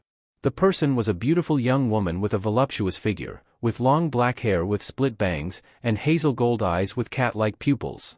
She wore a black kimono, a yellow obi, a set of golden beads, and an ornately detailed headband. The kimono featured a red interior and was currently open at her shoulders, thus giving a view to her large breasts. What stuck out the most were the cat ears on her head and the pair of cat tails coming out from her rear. Hey Kuroka! Biko shouted, approaching the Nekashu casually. Behind him was a bespectacled young man with blonde hair, a strand of hair across his face, who was usually dressed in a business suit. Strapped to his waist was a longsword that had a round pommel at the end, a huge cross-like shaped guard and a long blade with a gold-colored edge. Oh, Biko! And you brought Arthur with you too, Naya, the busty Nico greeted with a lazy wave. Biko rested his staff on his shoulder. The young devil gathering is happening tomorrow night. You still planning on going? The monkey asked. Kuroka nodded, making her breast bounce a little. Of course, Naya. I'm going to retrieve my little sister, Chiron, Naya. You know Valley won't agree to bringing her with you, right? Arthur sighed. Nya. I don't care. Kuroka hissed as she jumped down from the branch. What about you, Arthur? I thought you wouldn't have any interest in the gathering. Though I hear that holy demon sword wielder will be there Naya. Arthur was going to give an excuse but Biko cut him off. He heard that the leader of that new faction, Orbis, will be there, and he's hoping to catch a glimpse of him. Or that guy, Ritter something. It's Ritter Schwert, Arthur said roughly. The man who trained my ancestor to become one of the strongest swordsmen in history. To be more precise, I am just curious, and to make sure you two don't cause too many problems. The last thing we need is all three forces of the biblical faction on our tail. Yeah, Kuroka said dismissively. I wouldn't mind seeing some of those fellows. From what Valis said and showed us, a good number of them seem like perfect candidates Naya. She added with a seductive lick. Her two male comrades rolled their eyes. They knew very well that Kuroka was looking to make babies to rebuild the Nekashu race. Do you even have a plan on how to draw your sister out? I doubt you will be able to grab her when she's around so many devils. Commented Arthur. Kuroka huffed. Course I do. I'm not stupid. I know just how to draw my cute little sister out for some quality time. And if any of those little devils show up, I'll kill them. With that said, Kuroka activated a large magic teleportation circle. She gave her teammates a wink before walking into the circle. Biko shrugged his shoulders before he and Arthur followed. Day of the Young Devil Gathering, exterior of Lemuria. Magnus sat at one of the outdoor benches, waiting for the rest of his group. The dragon was clad in a white hooded robe with golden trims. Underneath was a navy suit, a white dress shirt, red tie and black dress shoes. His entourage consisted of Lucarne, Ritter Schwert and Heckler Koch. They were just waiting for the former and one more person. And at that moment Lucarne came walking forward. Your Majesty, Lord Oberon has arrived. Coming up behind her was a handsome man appearing in his early to mid-20s.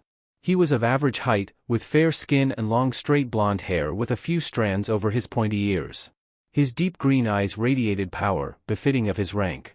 For clothing, the fairy wore a long black robe adorned with gold and brown sandals. Sticking from the sides of his head were deer antlers, and wore a crown made of golden olive wreath. Oberon, the fairy king and ruler of Avalon, bowed his head before Magnus. Lord Magnus, he said, showing that his position was below the dragon. Magnus returned the bow with one of his own. Lord Oberon, I am glad you could make it. Well, to be honest, I have been looking for a chance to speak with the leaders of heaven but really couldn't find the right time. Oberon said. Sadly, my wife will not be able to accompany us. She does not fully trust the three factions. However, she does send her greetings to you. And I hope you deliver mine to hers. Magnus returned. And I understand her distrust. But, let us put that aside for now. We wouldn't want our hosts waiting. Once that was said, Magnus opened a gate that would lead to the underworld. Without any words, the group of 5 powerful beings entered the spatial distortion, which promptly closed behind them. Gremory Mansion. Both the Gremory and Citri peerages were being escorted to the party of the Young Devil Gathering by Tanin. The large purple dragon was flying towards the high-class hotel that was hoisting the party. All the she-devils and Gaspar Vladi, the Bishop of Rias Gremory, were wearing exotic dresses, with Aquino wearing a kimono, while the boys wore their school clothes for some reason. Thanks for taking us to the party, Taninasan. Issei said to his instructor this past month. No problem, Red Dragon Emperor. The least I can do while I'm here. Besides, I hear His Majesty will also be present at the party, so I figured I might as well carry you all there. Tanin replied. That made everyone snap to the attention. His Majesty? Are you referring to Magnus Dragon? Rias asked. Why would he be coming to the underworld? It seems like your leader sent him an invitation in hopes of creating an alliance or neutral treaty with Orbis. Perhaps to make amends with the whole Valefor incident. Explained Tanin. Valefor incident? What's that, Bucho? Issei asked Rias. Some of the other devils beside the recently reincarnated seemed a bit ashamed. It was an event that happened about 100 years ago, before I was born. The sole living member of the Valefor clan, Basil Valefor, had been kidnapping people from other factions to be sold to high-ranking devils for their evil pieces, or as slaves. When people from Avalon were captured, Lord Dragon had brought his forces and laid waste to the Valefor territory, along with killing Basil and many pillar heads, heirs and heiresses. It was the first time when Lemuria's military force was shown, being far superior to ours in quality and quantity. That incident also became the reason why our faction has such poor relations with the others and why our movement is so limited. Sona and I were only allowed to govern Kuo Town because Lady Leviathan worked so hard in negotiations with the Shinto and Yukai factions. Rias explained. Issei gulped. He knew that not all devils were like Rias and her family, but still, to actually capture and enslave other races? What a terrifying thought. To be honest, Dragon's appearance during the summit, and the offering of an alliance with Orbis has gotten quite a few outcries from devil nobilities. Particularly those who suffered during the incident, but others too. Sona said. He killed numerous noble devils, destroyed one of the surviving pillars and limited our movements by the other factions. The sheer difference in power has injured many devils' prides. Thus, there are those who are opposed with the idea of allying with Orbis, perhaps even more when the alliance with Heaven and the Grigori was made. The Satans fear that something might happen during the party. Is that actually possible? I mean, won't there be a lot of security at the hotel? Even Surzek-sama and Leviathan-sama will be there too, right? Issei asked nervously. That doesn't mean something won't happen. The attack on the summit is a good example. Aquino replied. It is not just Lemuria and Avalon you need to worry about. Magnus rules over the magicians of High Basil and the dragons living on Antilia, with several dragon kings, including myself. Tannen added. Not to sound boastful, but combined, we're a pretty powerful force. Though, personally, I do not hope for war. But if it comes to it, I will have to take up arms against you all. Issei groaned as the flight continued in silence. This party was becoming more complicated than the Red Dragon Emperor originally feared. Underworld, hotel. Magnus hummed as he looked at the hotel that was hosting the party. It was 5 stars material, that was for sure. The staff really went out in making the appearance enticing, and for good reason. Not only was it hosting the Young Devil Gathering, but many important figures from the 3 factions and other pantheons were attending as well. The devils wanted to put on a good appearance for the guests. Unfortunately, the hotel paled in comparison to the ones on Avalon and in Lemuria, though that could just be Magnus' opinion. The other members of this little group thinking of other topics. I do not feel comfortable, Your Majesty. I still believe that you should have brought a larger escort. Ritter said. Magnus Sahib. Ritter, sometimes quality is better than quantity. Having 2 level 100 NPCs and 1 level 90 was indeed overkill for an escort in his view. Furthermore, bringing more bodyguards would not leave a good impression and could be seen as a show of force. Magnus had even rejected the suggestion of having stealth monsters nearby too. I'm more than confident that you 3 will assure mine and Lord Oberon's safety. And Tannen will be arriving soon too. Ritter frowned but willed to his master's decision. As you wish, Your Majesty. Anyway, let us head inside. Don't want to keep our hosts waiting. Magnus said as the 5 began making their way to the hotel's front door. He ignored the looks his group was getting from the passing by devils. Their expressions ranged from shock, curious, awe, fear and hate. The player had more than expected this, given his past actions towards their race. Still, he knew they would not try anything foolish, lest they risk the wrath of their leaders. An hour later, after the young devils had spoken before the elders and Satans about their goals, the group had entered the reception hall. Already there were numerous devils, angels, fallen angels and other individuals there. It was really amazing that these people were only recently enemies. Guess a lot of the members of the 3 factions were tired of constant fighting. The food here is adequate, worthy for His Majesty. Lucarne said as she took a bite from some mini crescent dogs she got from the buffet. She paid no mind to the stares from the devils, even the lecherous ones due to her body and clothes. In fact, everyone from Orbis were getting attention. Still, Lemuria's cooking is far better. Heckler gave a few clicks and whistles as he stood motionless near her and Ritter. I have to agree, Heckler. If it wasn't, I would have suggested we bring food from home here. Nothing but the finest for His Majesty. Added Ritter. The Fairy King had been quiet for most of the time. As a creature of nature and divinity, the demonic beings such as devils were his opposites. And considering that devils in the past have tried to capture his people for their unique magic crafting skills, Oberon was not fully comfortable being in the underworld. I see Lord Michael up ahead. Oberon said. True enough, Michael was indeed not too far away. He was speaking to Surzex and Seraphal. With him were Griselda and Vasco Strata, the cardinal priest and one of the strongest exorcists in history. Those 2 were most likely here as the Archangel's bodyguards. Well, shall we go and greet them? Magnus suggested, earning a nod from Oberon, who walked towards the angel. The dragon was about to follow the fairy when his shadow suddenly started to shift. It was only for a second, thus no one else noticed. Nor did they see the distant look in Magnus' eyes, as if something else had his attention. Quietly Magnus beckoned Ritter over to his side. Seeing the signal, the warden moved over closer towards Magnus. "Your Majesty?" Ritter asked in a low voice. "It seems like we have some unexpected guests outside the hotel. A shadow doll contacted me and said one of them who is of interest to you is among them." Magnus Visperiad. A look of surprise appeared in Ritter's eyes, before becoming serious. Magnus then handed a miniature shield figure to Ritter. "Take Heckler with you and find out what is happening. You may engage if you wish, but capture them alive." "As you command, Your Majesty," Ritter said as he did a small bow.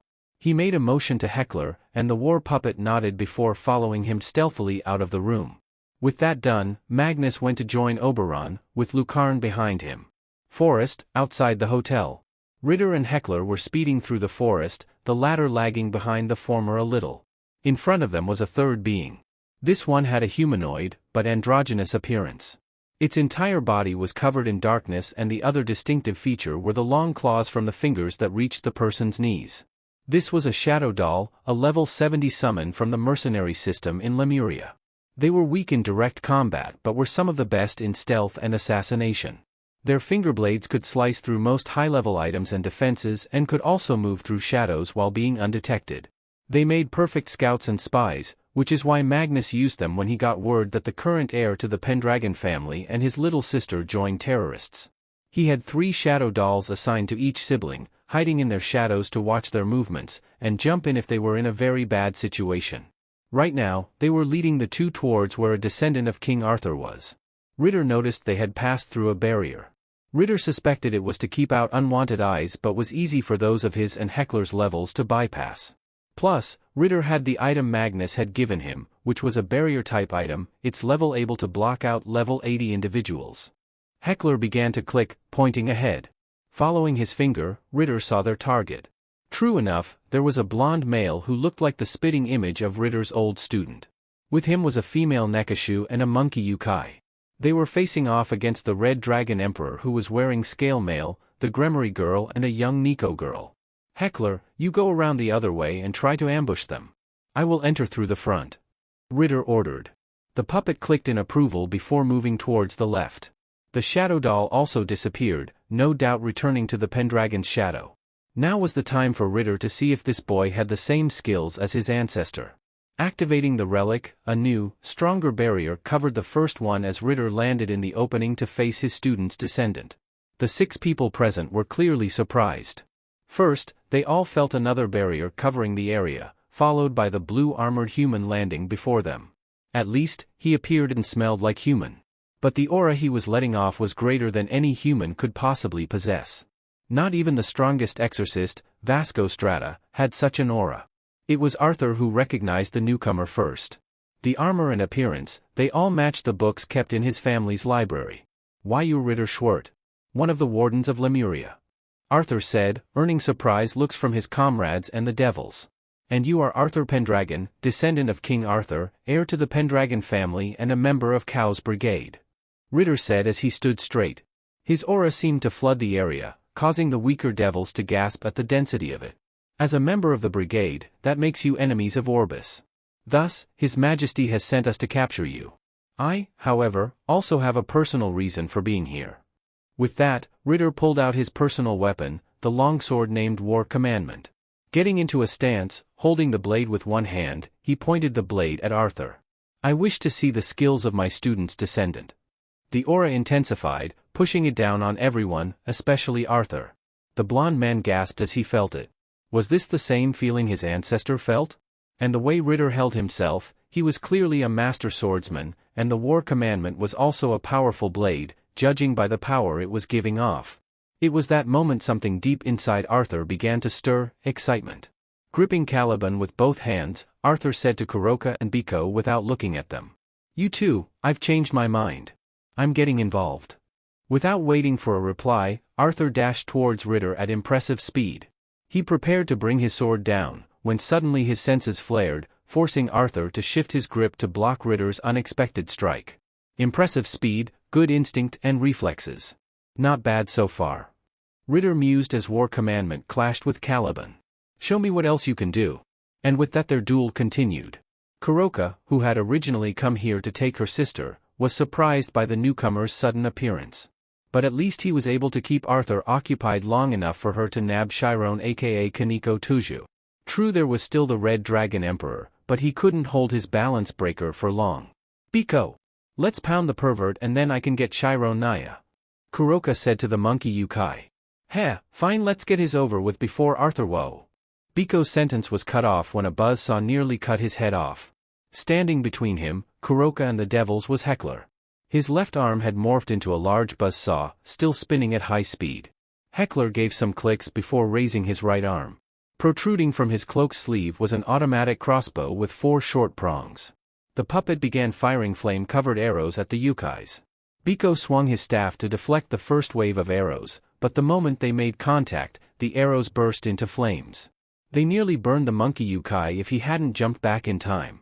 Realizing the danger of the arrows, Kuroka and Biko began dodging them. Kuroka fired several wheels of black flames at Heckler, who responded by swapping his buzzsaw arm with an energy shield that easily blocked the attacks. Retracting his weapons, Heckler changed his arms back to normal. This time though, his palms had holes on them. He then released a torrent of flames from each hole towards Biko and Kuroka. The Nekashu formed a magic circle to block the flames, while Biko extended his staff and jumped over the flames. He then retracted his staff to its normal length once he was above Heckler. Get smashed, wooden doll! Biko exclaimed as he prepared to bring his weapon down on Heckler. Unfortunately, Heckler was not out of tricks. Raising his head, Heckler opened his mouth wide, revealing a cannon inside it. Biko let out a yelp as the war puppet fired an artillery shell at him, resulting in a large explosion. Fortunately for the monkey Yukai, Biko had coated his body in Tuki, so the damage he took was not as serious, though he still had a few bruises and his armor was cracked. Heckler turned off his flamethrowers while Biko and Kuroka regrouped. Meanwhile the 3 young devils watching were in awe. They had been struggling against just one of these terrorists, and yet this newcomer was taking both of them with ease. Damn, this guy is tough. Biko commented. Hey, Kuroka, shouldn't your poison still be in effect? Kuroka frowned. I already tried that. But this guy isn't the least bit effective. Guess that's because he's a doll, Naya. Heckler's body began to shift, making the 2 tense. He then lashed both arms out forward, revealing a pair of 6-barreled cannons. Immediately they opened fire, releasing a barrage of bullets. Biko immediately deflected the bullets with his staff, followed by extended its length towards Heckler. It struck the war doll right in the chest, but only made him shake a little, doing no significant damage. Heckler then charged up all 12 barrels and fired a concentrated shot at Biko. If the monkey Yukai had not been using Toki, he would have had a hole through his chest. Instead, the blast sent him backwards, crashing into a tree. Kuroka cursed before seeing Heckler shifting his attention to her. Firing his guns, the bullets phased through the Nekashu, her body dispersing into nothing. Suddenly, several more Kurokas appeared all around of Heckler. They all smiled as mist began to gather and energy gathered between their hands. Heckler titled his head before retracting his guns. He then unleashed thorny whips and began spinning around. The Kuroka clone's eyes widened as the whips dispelled each clone one at a time. It was only when they reached the last clone did it move, revealing itself to be the real Kuroka. However, she had gotten the time she needed. Firing the sphere of ki, the ball struck Heckler head-on, resulting in a large explosion. Kuroka landed safely away from the explosion while Issei tried to shield Rias and Kaneko. The older Nekashu smirked, thinking she won. Unfortunately, she had not. From the smoke a cable with 4-pronged tip pincers shot out. Kuroka had no time to react when the pincers grabbed her, clutching her body tightly. Wait, what? Kuroka screamed before she found herself being reeled in. Nya! Meanwhile, Arthur grunted as he deflected another slash attack from Ritter. The warden pressed on his attack, delivering 5 slashes at the same time, all of them flying towards the young man. Acting quickly, Arthur swung Caliban, creating a tear in space that absorbed the slashes before closing. He then opened another tear for his blade to attack Ritter from behind, but the warden easily blocked it without looking by raising his own sword over his shoulder. Cursing, Arthur prepared another tactic. Ever since the fight began, Arthur had been on the defense. Though he managed to launch a few of his own attacks, Ritter easily blocked them. What was worse were those energy slash attacks he would unleash. Arthur knew that his sword, War Commandment, could unleash several slashes at once, but he didn't know they could come at different angles. That made dodging or deflecting them extremely hard, and Arthur's clothes already had several gashes, with a few cuts to his skin. The real problem, though, was Ritter's intuition. No matter what angle Arthur tried to come at, even when using Caliban's special ability, the Warden would immediately counter and block those attacks, without even trying. It was infuriating yet at the same time exciting for Arthur. He would never admit it, but he was a bit of a battle junkie like Valley. However, Arthur wanted to fight strong sword users, and before him was the strongest swordsman he had ever met. No wonder his ancestor became such a powerful sword user if he trained under this man. Arthur's musings were broken when Ritter was upon him. Bringing his longsword down, Arthur barely raised Caliban in time to block it. You shouldn't get distracted during a fight. It could be fatal. Ritter chastised Arthur before pushing the young man back. Letting out a grunt, Arthur fired a wave of holy energy at Ritter. The Warden merely deflected it with War Commandment. Then he got into a stance, his sword pointing forward. Arthur just barely raised Caliban in time when Ritter said, "Flash strike," and dashed forward at an invisible speed before reappearing behind Arthur. A second later a large gash appeared on Arthur, tearing through his suit. The blonde gasped as he fell to his knees, using Caliban to steady himself. A second later he managed to get up and swung his sword at Ritter's back. Though surprised, the Warden was able to deflect the strike with ease. Impressive. Most people at your level would be unable to stand. And yet you were able to push yourself forward. Ritter praised. If he had to rank Arthur, the boy would be at level 58. His physical prowess was above most humans, as well as other sword wielders. He had good instincts and will to push himself and ignore his wounds, not an easy feat. Plus, Arthur's mastery of Caliban were good, not near the level of his ancestor, but adequate. If kept training, then the boy would eventually reach King Arthur's level. Then he could bring out the true power of the strongest holy sword. They were interrupted when an injured Biko landed beside Arthur, his staff raised in a threatening manner. "Biko?" Arthur said when he looked at his teammate's state. Noticing another teammate was absent, the blonde asked, "Where is Korka?" "That damn puppet grabbed her and has her trapped somewhere." Biko replied, his eyes never leaving Ritter and Heckler, who had joined beside the Warden. "If you plan on saving her, I recommend not to," Ritter said, getting out his stance. Looking up, cracks were starting to form on the barrier. "Even a high-level barrier such as this will have trouble holding back my power. If I go out anymore, the barrier will be destroyed, and your presence will be felt by the three factions. Plus, I rather not burden His Majesty with political trouble if these three got hurt." This time indicating to the young devils. Arthur frowned. "You're letting us retreat?" he asked, unbelieving it to be true. "Our goal was to capture at least one member of Cow's brigade, which we have done. As well as my own desire to see how strong my student's descendant is, which I find satisfactory." Ritter said, humbling Arthur. "Do not fear, your companion will not be treated unfairly. His Majesty is not unnecessarily cruel." Conflicted, Arthur weighed his options. He and Biko were in no condition to continue fighting. And if what Ritter said was true, then they would have more trouble on their hands. "Very well. Biko, we're withdrawing for now," Arthur said as he slashed the air behind him, creating a tear in space. The Yukai seemed uncomfortable with the decision, but resigned and jumped through the portal, followed by Arthur. At that moment the portal vanished, and the nighttime sky reappeared. Issei, who had been standing the whole time to protect Rias and Kaneko, finally collapsed. The girls were immediately to his side, making sure he was okay. Ritter sheathed his sword while Heckler relaxed his body. Rias looked at the two, frowning when neither of them looked back. Nevertheless, she bowed her head. "Lord Ritter and Sir Heckler, correct? Thank you for saving us. I was not sure if we could have stopped them without your aid," she said. Ritter snorted. "Do not take this the wrong way, Ms. Gremory. Our reason for coming here were for His Majesty's sake. Saving you was merely something that happened. Now, it seems like Sir Tannen is coming along with some devils. We shall be leaving and return to His Majesty's side," the Warden said as said Dragon King was flying towards them.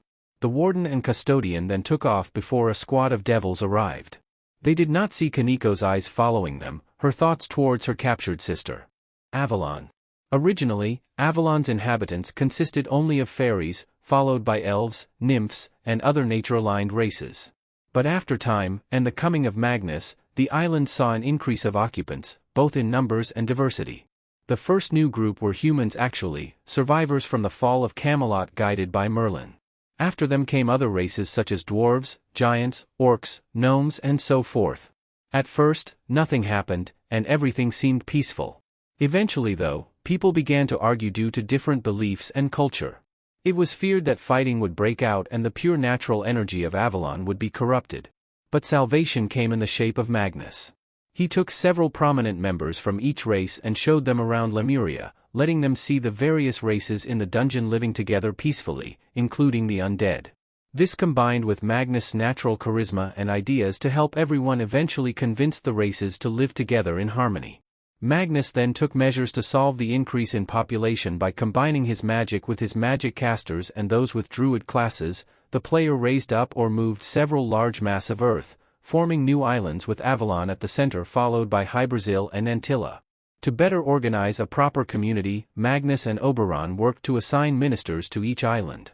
Excluding the three already mentioned, the islands were named after characters from Arthurian legends, including Arthur himself. And thus the ministers answered to Oberon and Titania, and in extension, Magnus Dragon. Currently, something was happening in the outermost island known as Bedivere. As the island that was placed at the edge of the archipelago, many people, whether guests, new inhabitants, traders, merchants, or soldiers arrived here for various reasons, but most notably for trade. Thus, it made Bedivere one of the most popular islands. However, at the present time, it was under attack. A strike force had suddenly appeared, attacking both soldiers and civilians alike. In response to this unprovoked attack, 4 of the wardens had come with reinforcements. Cold wave, Fiel shouted as he swung his right arm outward. A cold aura was launched, freezing several attackers in seconds. Their frozen forms shattered upon impact with the ground. Standing at his full height 25 meters, Fiel towered over their forces as he swung his weapon, Storveg destroying a golem by splitting it straight down the middle. Beside him, Kroga was carrying his knobkerry, the tip now covered in spikes. When he swung the weapon, it unleashed a wave of fire that incinerated any Nephilim that got too close, while another swing released a bolt of lightning that electrocuted a Nephilim until it turned to ash. Another team of invaders charged towards him. In response, Kroga raised his knobkerry and released his spell. Triple Maximize Magic, Thunder Hawks. The spell launched 3 large hawks made of lightning. They struck the targets head-on, electrocuting them until they were turned to ash. Supporting them were teams of Lemurian sentinels, along with their own personal armies of giants, orcs, goblins, trolls, ogres etc., and Avalon soldiers too. Said invaders were humanoid in form. They all wore golden bronze armor with their helmets completely covering their faces, revealing only their purple glowing eyes. In their arms were an assortment of weapons. But what stood out the most of these attackers were that they had either 4, 6 or 8 wings, split evenly between white bird wings and black bat wings. With them were dozens of large golems, firing beams of magical energy from their single glowing stone eyes. Just one beam was enough to kill several Lemurian sentinels. Without a doubt, these are Nephilims, Zion said as he pierced another of said Nephilims with his sword.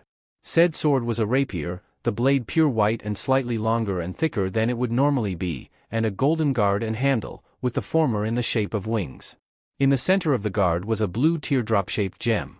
In his left hand was a white and golden trimmed rondache that had a golden cross image with the image of a Valkyrie on it, wrapping her arms and wings around the cross. And from the looks of their appearance, weapons, armor and abilities, they are summons from Yggdrasil, Zion added as he dodged a magical attack. He then performed a thrusting move with his rapier, firing a beam of light at the attacking Nephilim, leaving a gaping hole in the creature's chest. Fiel smashed a Nephilim away with Storveg. We can tell, Zion. Fall back for now. Your holy-based attacks won't do much damage to them. Just focus on evacuating the civilians, the Yeti said. Zion frowned. Not keen on taking orders from anyone else but Magnus, Zion nevertheless saw the Yeti's reasoning and withdrew. Flying with an escort of some of his own angel subordinates, Zion saw a mass of diverse citizens being guided by Avalon soldiers. On a Pegasus nearby was a young elven woman. She was beautiful, her figure capable of putting even she-devils to shame. She had long blonde hair and blue eyes, wearing light green armor with a red cape hanging over her shoulders. "Minister Leandra, how goes the evacuation?" Zion asked as he landed beside the elf. The minister of the Bedivere Island turned to look at the warden. "Slow but acceptable, Lord Zion. We managed to get everyone to the shelters, but it seems like a few were left behind. Either they were cut off or injured. I've already sent some of my soldiers to search for them." Zion nodded before shifting his attention to several magical projectiles flying towards them. With light speed, Zion deflected them with his mace, Luxorea, or blocking them with Alba Pura. "I will have some of my angels spread out and search for stragglers. The rest and I will remain here to ensure no invader will attack the civilians," the Empyrean Seraph declared. Leandra nodded in thanks before resuming to giving out orders to her soldiers. Back at the front lines, Fiel swung his weapon against a golem. Shattering both legs, the giant construct fell forward but was stopped when the Yeti caught it with one hand, before throwing it into the water. And in the water were more golems walking on the seafloor towards the coast. But they were being intercepted by a diverse force of sea creatures being led by Gahara, riding on a hippocampus. His racial class granted the fishmen and mermen buffs as the Sea King shot through the water like a torpedo, impaling golems with his weapon, Katijada Trident. The trident was a beautiful golden color with the image of a moss-green colored sea serpent coiling around it. Gahara was also wearing armor, this one taking the form of full-body armor that was golden and had pieces from Greco-Roman armor, with a knee-length sea blue cape hanging from the armor's shoulder plates. After impaling another golem through its core, Gahara raised his weapon and fired a beam of energy from the tip, destroying a second one. The others were being swarmed by the Sea King's soldiers, which consisted of seamen, naga, fishfolk and other aquatic creatures. They either smashed, casted spells, or bit through the golems. Gahara paused for a moment. He had a frown as he tried to understand the tactics of these attackers. True, the golems and Nephilims had taken the defenders by surprise, but many of them were at least level 50. Against those who were level 80 or higher, there was no chance of victory for them. And yet they persisted, almost as if they were buying time. The warden's eyes widened when he felt a large concentration of unstable magical energy. Swimming to the surface, Gahara poked his head out of the water and looked up. Flying above them was a massive airship. It was about half the size of the Elida, guarded by dozens of Nephilim warriors. And yet there were no defensives on the ship, save for a powerful magical barrier around it. But what really caught Gahara's focus was the immense amount of magical energy inside the ship, constantly shifting from in and out of flux. Almost like Gahara, Fiel. The attackers are delivering a bomb towards the harbor. Fiel, what? Gahara, it's an airship. I'm sensing numerous unstable magical signatures within it. Kroga, there must be bombs within it. Ready to detonate about impact. But why would they be doing this? Zion, an explosion of that magnitude could possibly wipe out the Bedivere Island, or worse destabilize the ley lines of the entire archipelago and open a pathway towards Avalon. We cannot allow it to strike the island. All forces, concentrate fire on the airship. Fiel yelled. Everyone who had range attacks, weapons or spells immediately followed the command. Bullets, arrows, elemental, energy, curses, demonic and holy attacks were launched. But their attacks did little. Along with being protected by a powerful barrier, the Nephilim warriors guarding it were around level 70 at least, using their own skills and spells to repel the attacks. A few were killed, but the airship continued its course. Even from level 100 such as Fiel, Kroga, Gahara and Zion did little to stop the massive vessel. When half of it was over the port the airship began to tip down. It's going to hit the city. Kroga shouted. Damn it. Fiel cursed. Even if we destroyed it before it struck, the barrier won't be able to stop it. Everyone, fall back and prepare defensive spells. We'll try to minimize the damage. Suddenly a green blur flew past Zion, surprising the angel. Weaving skillfully past the Nephilims, the object struck the airship with tremendous force. The impact caused the airship to shake and fall backwards. The blur did an air roll before striking the airship again. This second strike made the airship now hover completely over the water. And seconds later, the ship blew up, though this time on the outside of the barrier. It smashed against the barrier as the shockwave created waves that rammed the ports of the island and caused Gahara and his forces to swim out of the way. As the explosion died down, it revealed the one responsible for deflecting the airship from the coast. Flying in the air was a green humanoid pterosaur. His large wings were flapping as he floated in the air. He was wearing a blue leather sleeveless shirt that revealed his bare chest, and matching leather pants with brown boots. On his forehead were a pair of brown goggles. His name was Checkmate, a custodian assigned to the 26th floor and thus under the direct command of Guard Captain and Custodian Commander Sol Ballier. Cheers could be heard across the field as the remaining Nephilims and Golems were put down. Lord Checkmate did it. He took out the airship. Were one of the many praises coming from the soldiers. TCH, show off. Fiel muttered as he rested his axe on his shoulder. He and Kroga watched as Checkmate landed beside in front of them. Checkmate, why are you here? The 26th floor is your post. Commander's orders. She wanted to make sure no trouble happened to Avalon, so she sent me out here to give support. With Lady Lucarne away, your air support would be extremely limited. Checkmate responded with a shrug. Good thing too. If you guys couldn't deal with just one airship, there would be trouble. Fiel growled at the insult. It was a known fact that many custodians on the 26th floor, the floor where the world searchers resided, held a sense of superiority. That they were better than even the wardens just because they were the last line of defense for Magnus. Though they never questioned or tried to go over their station, they still held a sense of haughtiness.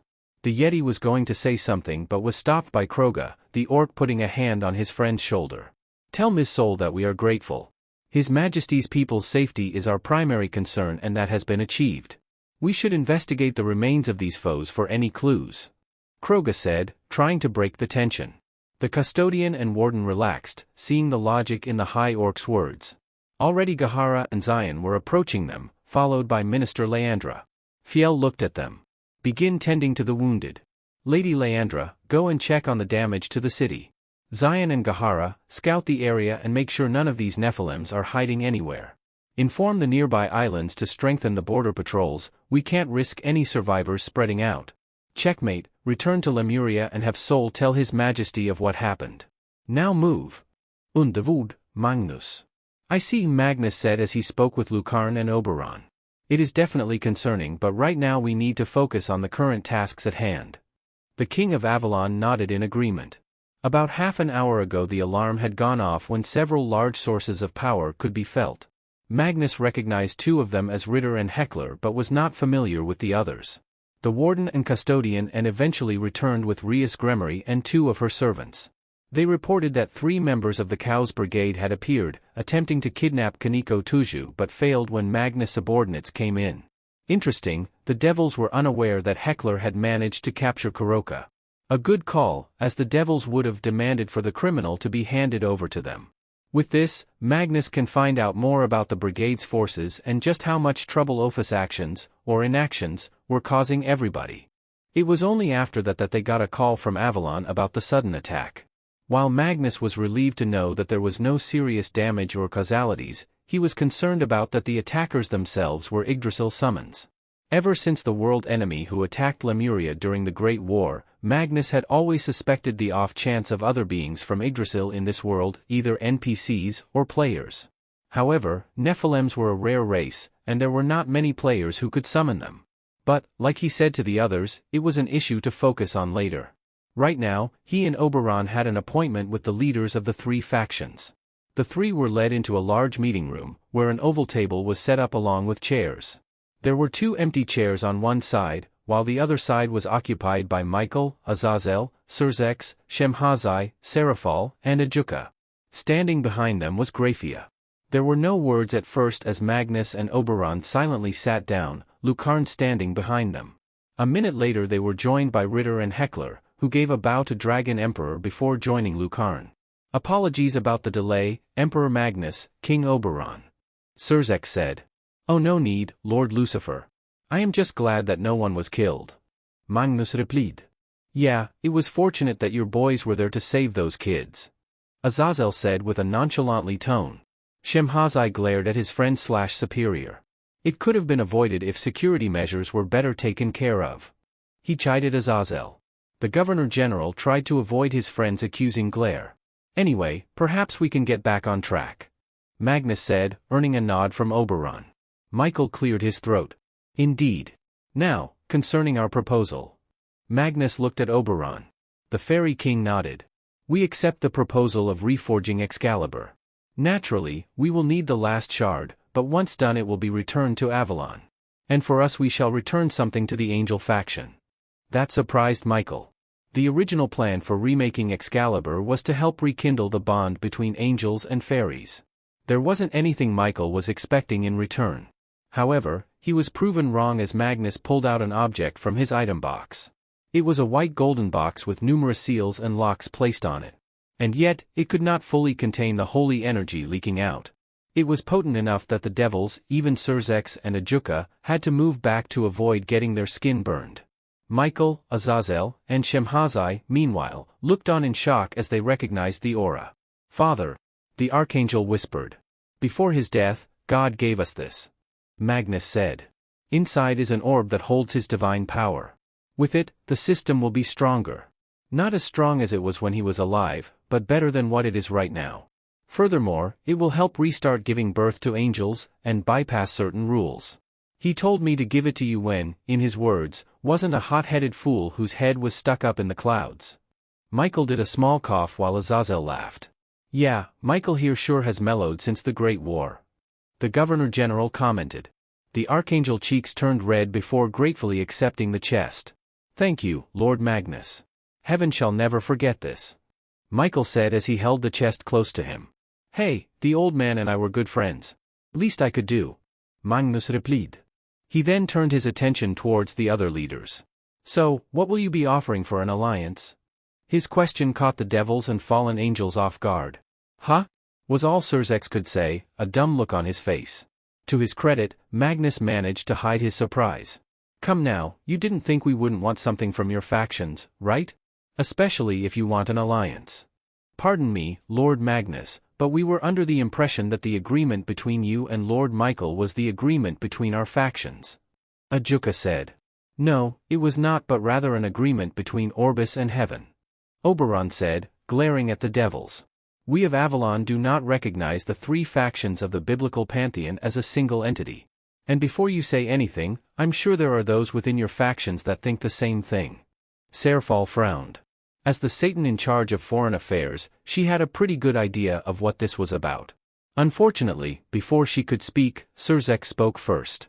"If this is about the Veilfor incident, then we already apologized, plus paid for it in both money and blood." Magnus sighed, pinching the bridge of his nose. "That has nothing to do with what is happening right now," he said in an annoyed tone.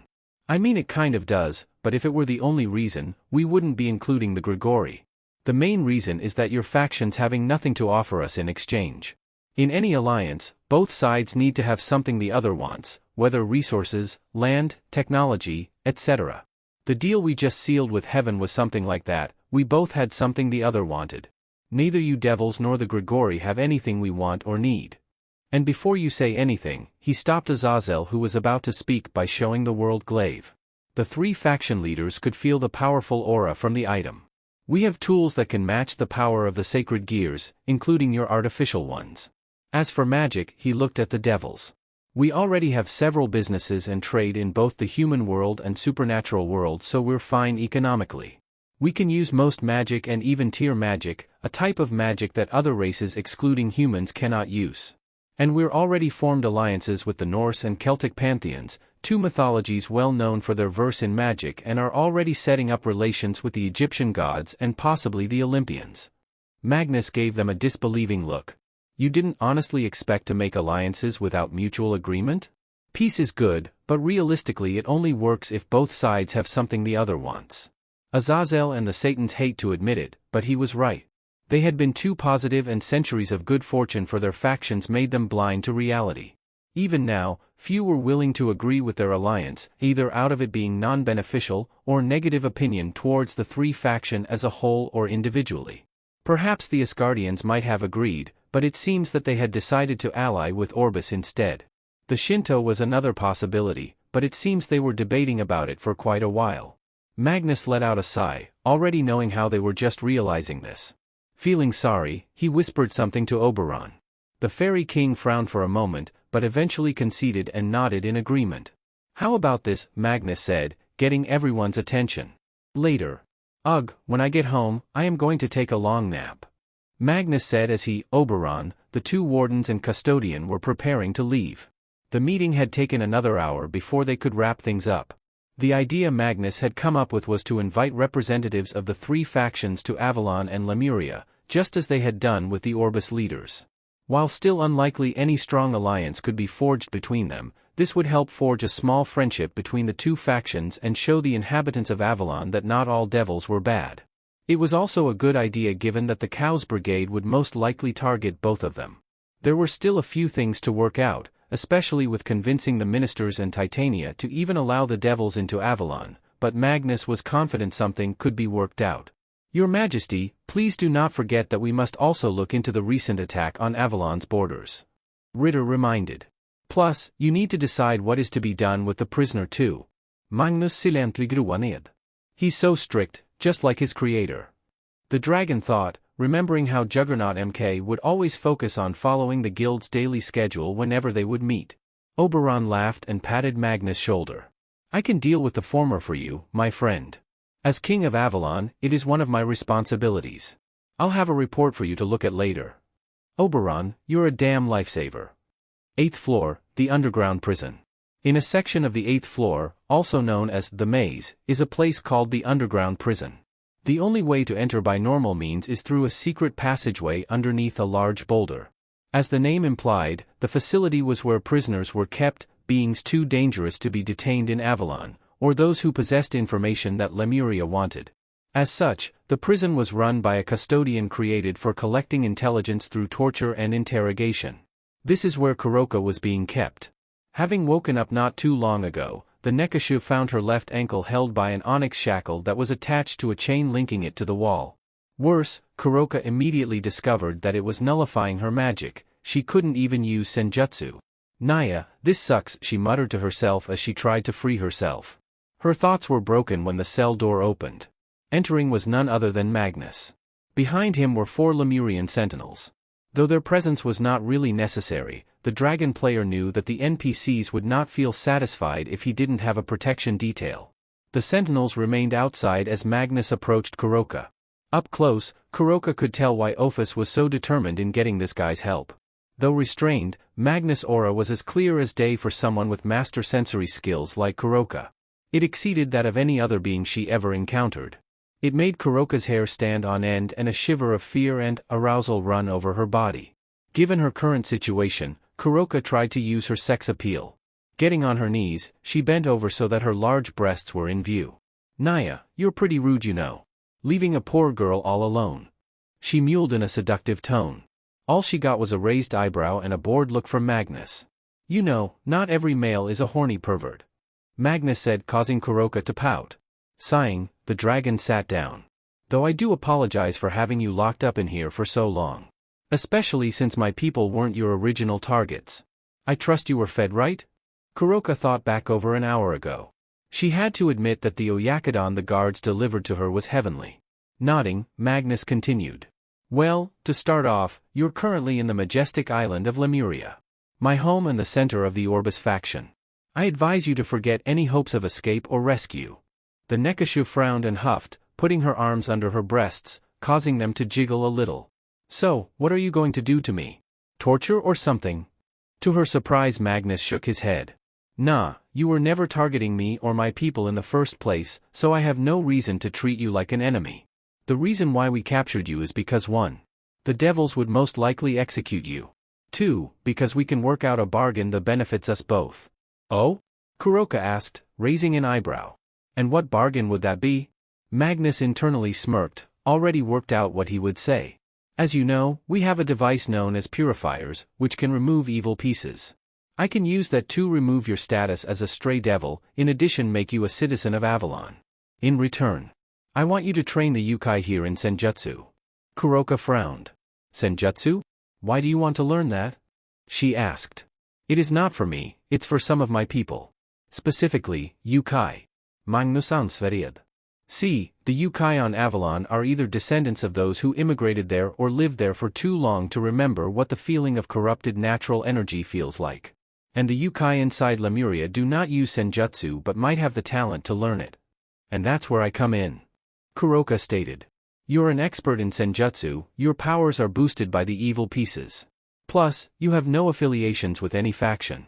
And don't say the Cows Brigade, we know the majority of those people don't care if you live or die. Magnus said. Work with us, and I will grant you asylum from the devils. Prove yourself and I will use a purifier to remove the demonic energy inside of you. Good deal, right? Kuroka was silent for a moment. It did sound like a good deal. And it might mean she would get a chance to reconcile with her sister. And she gave a brief scan of Magnus. There might be just one other thing she gets out of this deal. Still, I need time to think, Naya. Kuroka said quietly. Magnus nodded in understanding and soon left, followed by his guards after they locked the cell once more. Not too far away, Magnus was greeted by a kobold who reached Magnus' waist, shorter because he was hunched over. He had blackish-gray fur over his reddish-brown reptilian scales and wore a dark brown hooded cloak that reached his ankles, just barely showing his paws, while his long rat-like tail stuck out from underneath along with brown shorts. He had rodent-like face with short horns on his head and the jaw of a crocodile. Hanging around his neck was a gas mask designed for his specific face. A long knife that looked a lot like a machete was strapped to his waist. In his right hand was a wooden staff with rat skull on the top. This was Sir Frage, the interrogator of Lemuria. Make sure she receives 3 meals a day. If she needs to use the bathroom, have guards escort her. No torture or other methods are necessary for her, but be sure to keep an eye on her. Magnus ordered. Yes, Your Majesty. As you command. Frage replied in a squeaky voice. Magnus' office. Later, Magnus was at his desk once again. On his left and right were Easy Y and Soul, respectively. Standing in front of Magnus was Mortem. Piles of paper was on Magnus' desk as he discussed with his 2 wardens and custodian commander. We still have no idea where the Nephilims came from? Magnus asked. We searched for any surviving invaders after Checkmate took out the airship, but no luck. The General Warden replied. However, we can be sure that this means there are none on the island at all, instead of hiding. Magnus nodded. Better they be gone than somewhere on Avalon lying in wait. What about the bodies of those who were killed? Magnus asked. Mortem shook his head. We tried that, Your Majesty. But the bodies disappeared after they died. Well, at least confirmed that they're summons from Yggdrasil. Magnus said. In the past he had experimented with his summons shortly after arriving in this world. The player had discovered that under certain conditions, a summon would remain even after serving its original purpose. However, most summons disappeared after a specific amount of time, the other being if they were killed. You do not sound entirely surprised, Your Majesty. Mortem said. Magnus looked at his General Warden. Over 1,000 years ago, Lemuria was attacked by a world enemy and its summons. We just barely managed to drive it back but failed to kill it. Even after obtaining the powers of the strongest world enemy, Magnus still had to struggle against the powerful boss, even forced to use his true form before it retreated. Perhaps these Nephilims were its summons. Trying to gain revenge. Soul suggested. Possibly, but unlikely. Nephilim summons can only be summoned by players who have mid to high racial levels of the Nephilim class. Easy Y added. Thus, there can only be one logical conclusion. Magnus said with a serious look on his face. There is a player here who is both a Nephilim and has a high level. The room went silent, an uneasy atmosphere about now. The theory of other players being in this world had never been ruled out. And Magnus' worst fear was that these players could be hostile too. That would not go well for him. Though he was confident in his abilities and that of his forces, an unknown enemy was far more dangerous than a known one. Knowledge of rival guilds was important back in Yggdrasil. Well, for now we'll put that aside for another time. Back to the business at hand. He took a piece of paper from Soul. The Egyptian pantheon still have not responded to our request for an alliance? Magnus asked. To be precise, Your Majesty, they are divided. Mortem said. On one end is Horus, the public leader, who supports the idea of an alliance. He sees it as a way for their faction to regain some of their strength and is interested in our faction's diversity. On the other hand, is their private leader, Ra, who is rather unsure. While he approves of what we did to the biblical faction, he is rather cautious of accepting an alliance with other factions given what happened with the Moses incident. Magnus nodded in understanding. On a personal level, Magnus was glad that Moses had freed the slaves. The dragon himself was in fact Jewish from his mother's side and disliked slavery as a whole too, which is why he was so opposed to the evil pieces, the other being what Valefor did. Officially though, the Egyptian pantheon's unique rune magic would be a great boon to Orbis, with them willing to provide resources that the Pantheon would enjoy. What about the others? Magnus asked, changing the subject in the meantime. Do you want the reports of all factions or just the major ones? Mortem asked. Magnus waved a hand. The major ones for now. I'll look at the others at a different time. Understood. This what we know from PAR's intelligence network. The Chinese faction prefers to remain neutral but are open for trade. I'm sure we can work something out there. We might have some luck with the Shinto and Yukai faction given your relationship with Lady Yasaka. The Olympians and Hindu are the most difficult. While I cannot say that having them as allies would not be a bad thing, there are not many reasons for us to seek out an alliance with them. And just like with the Egyptians, their leaders are divided in how to approach us. Is there a possibility that they might become hostile towards us? EZY asked as she read a report. This one had less charming thoughts about Orbis. It is not impossible. There are two factions that have powerful individuals, especially the Hindu faction. Mortem answered. I rather not have any hostilities at all. Magnus stated. Even if we can't open negotiations with them, I at least want to remain neutral. Your Majesty, even though they have strong individuals, and even impressive armies, those two pantheons combined could not defeat us. The forces of Lemuria, and those under your protection, are formidable. There I say that we are the strongest faction in this world, and we would be honored to wipe out your enemies. Sole commented. Magnus rolled his eyes. Confidence-boarding arrogance was a common trait among most of the NPCs. They took pride in being the creations of the world searchers, that in the beginning, they would always praise Magnus, being an army of yes-men and women. In addition, they would not tolerate any form of disrespect towards Magnus or his comrades, to the point they would kill anyone who even said the smallest of insults about them. The same was for Lemuria. The NPCs were fiercely protective of the dungeon that they would defend it to their last breath. Admirable traits, but they needed improvement. Magnus lost track on how many years it took for him to get the NPCs to mellow out a bit so they wouldn't kill every person who said even the tiniest bad remark towards him. I won't deny that we have many powerful fighters. And I appreciate your dedication, as always Soul. But I rather not start an all-out war unless we have no other choice or for the right reason. Magnus replied. In all honesty, is there a chance they might try to start hostilities? Doubtful, but they will be cautious. PAR's intelligence shows some might even become paranoid should anything extreme happen in the future. Mortem said. Magnus gruaned. Even if they cannot be allies, I rather they remain neutral. Orbis is still sorting itself out. Combined with the Cows Brigade becoming active and whoever sent those Nephilims, I rather not have anyone else come at us at the moment. Magnus hummed. Then his face brightened. And I have a good idea for it. A few minutes later, Mortem exited Magnus' office, preparing to carry out his leader's orders. A voice suddenly called out to him. Heya, Mortem. What's new with His Majesty? Grapmaker asked, the Brain Eater walking over to him. The assortment of items hanging off his cloak making noise as he moved. Though it looked more like sliding because the cloak hit his feet. Grapmaker. Why are you here? Mortem asked. Oh, I just finished a new set of healing potions, and came to get His Majesty's approval to have them shipped. Why? Did something happen? Grapmaker asked, wondering if he should come back at a different time. Just some plans His Majesty has come up with, nothing bad. Mortem said as he thought of how to coordinate for what His Majesty was planning. Oh, what kind of plans? Grapmaker asked as he looked over Mortem's shoulders to see what was written. What he saw made the Brain Eater loudly shout, an overdramatic expression on his face. What? Few days later, Underworld, Gremory Mansion. Surzex had called the other Satans to his family's home. His sister had just finished a match against none other than Sona's peerage and both groups were relaxing before going back to school.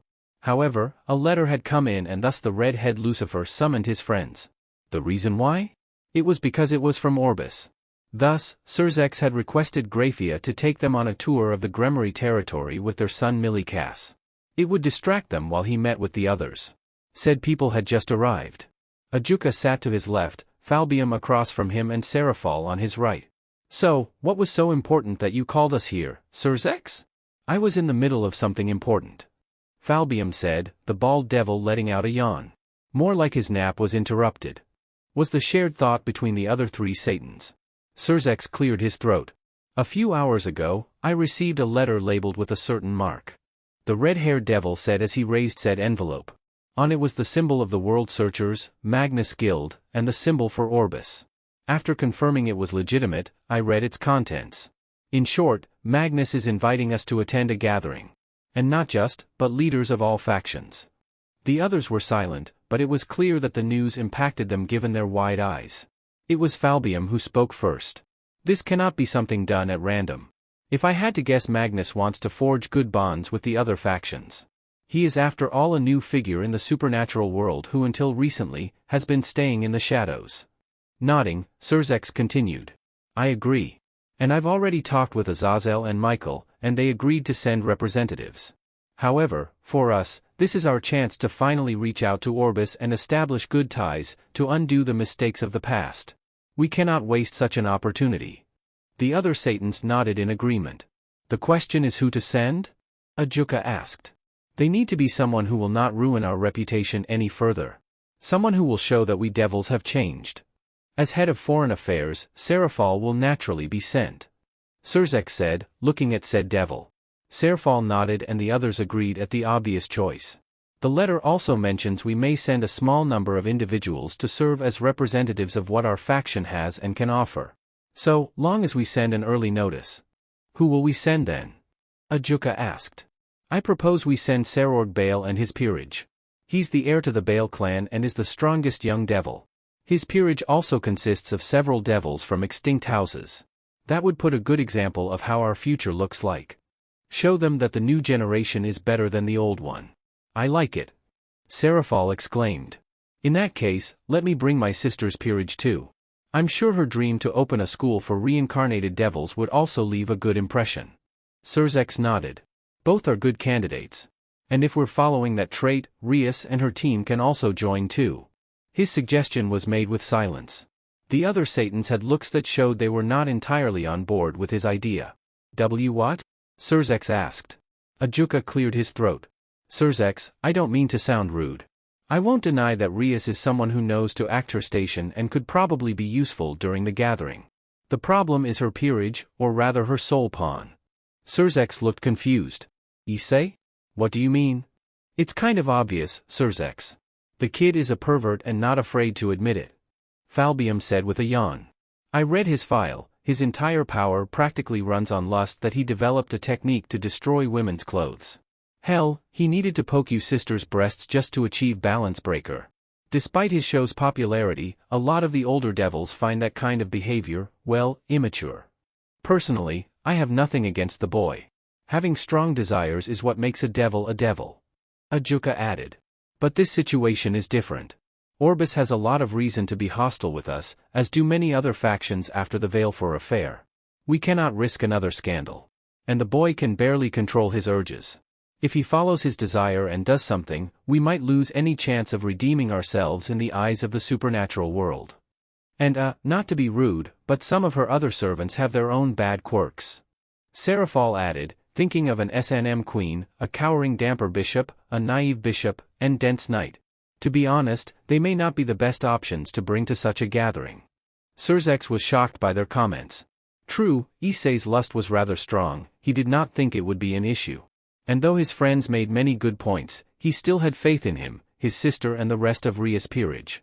I'll admit the boy needs some work, but as the current wielder of the boosted gear, Issei is already destined to be put under the radar of important individuals. This gathering will be a good chance for him to leave a positive impression. Just in case, I'll tell Rias to make sure he is on his best behavior, okay? The other Satans did not seem fully convinced. But seeing how determined Surzex was on the matter, they relented. Fine, but remember, we cannot screw this up. Ajuka said. They had to be careful as this was a once-in-a-lifetime opportunity to restore the reputation of the devils. Avalon, Tristan region. One of the popular cities in the Tristan region, Meliodas, people were going about their usual business. Like many places of Avalon, the residents comprised of various races, such as humans, elves, dwarves, fairies, dragons, etc. And yet they were all moving about peacefully, no sign of discrimination or prejudice. However, there was one thing going on amongst the populace. Have you heard? His Majesty, Magnus has invited representatives from the other factions. Really? Even the Yukai and Shinto? The Greek and Hindu too? Do you think they will take a tour of Avalon? Does that mean they'll be stopping here? Wait, are the devils coming too? Oh shit, I hadn't thought about that. Surely His Majesty wouldn't truly invite them. They better not come here if they know what's good for them. All this and more were heard by Nabots. The doppelganger was currently disguised as an elf, browsing somewheres while secretly listening to the nearby conversations. Nabots, Your Majesty, it is the same here as the other places, Nabot said through message. Magnus Dragon, I was afraid as much, looks like grudges are hard to let go in any world. The announcement that Magnus was inviting representatives from the other pantheons and factions was spread quickly across Avalon. Already people were discussing about it, wondering who would be showing up and if they would meet them. And many excited of the visitors coming too, as some had moved to Avalon and were curious if representatives from their old homes. On the other hand, there were discussions about the possibility of the devils coming. Many had not forgotten the Valefor incident, and the animosity was still strong if what Nabots was hearing. Speaking of Nabots, he and several others had been sent across Avalon in disguise.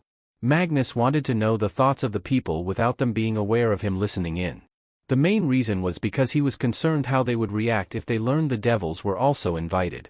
And as he feared, many places had voiced their contempt for said race. Magnus Dragon, sigh, good work Nabots. Return to Lemuria. Nabots, as you command, Your Majesty. Magnus Dragon, in the meantime, Chorus you there? Chorus Agri Ferox, I am here Your Majesty. Magnus Dragon, let Lord Oberon know I wish to speak with him regarding the topic of the devils. I have an idea that will satisfy all sides. Chorus Agri Ferox, at once, Your Majesty. And that's it for today. I hope you enjoyed. If you did, please like, subscribe, share and support the original writer. See you in the next video?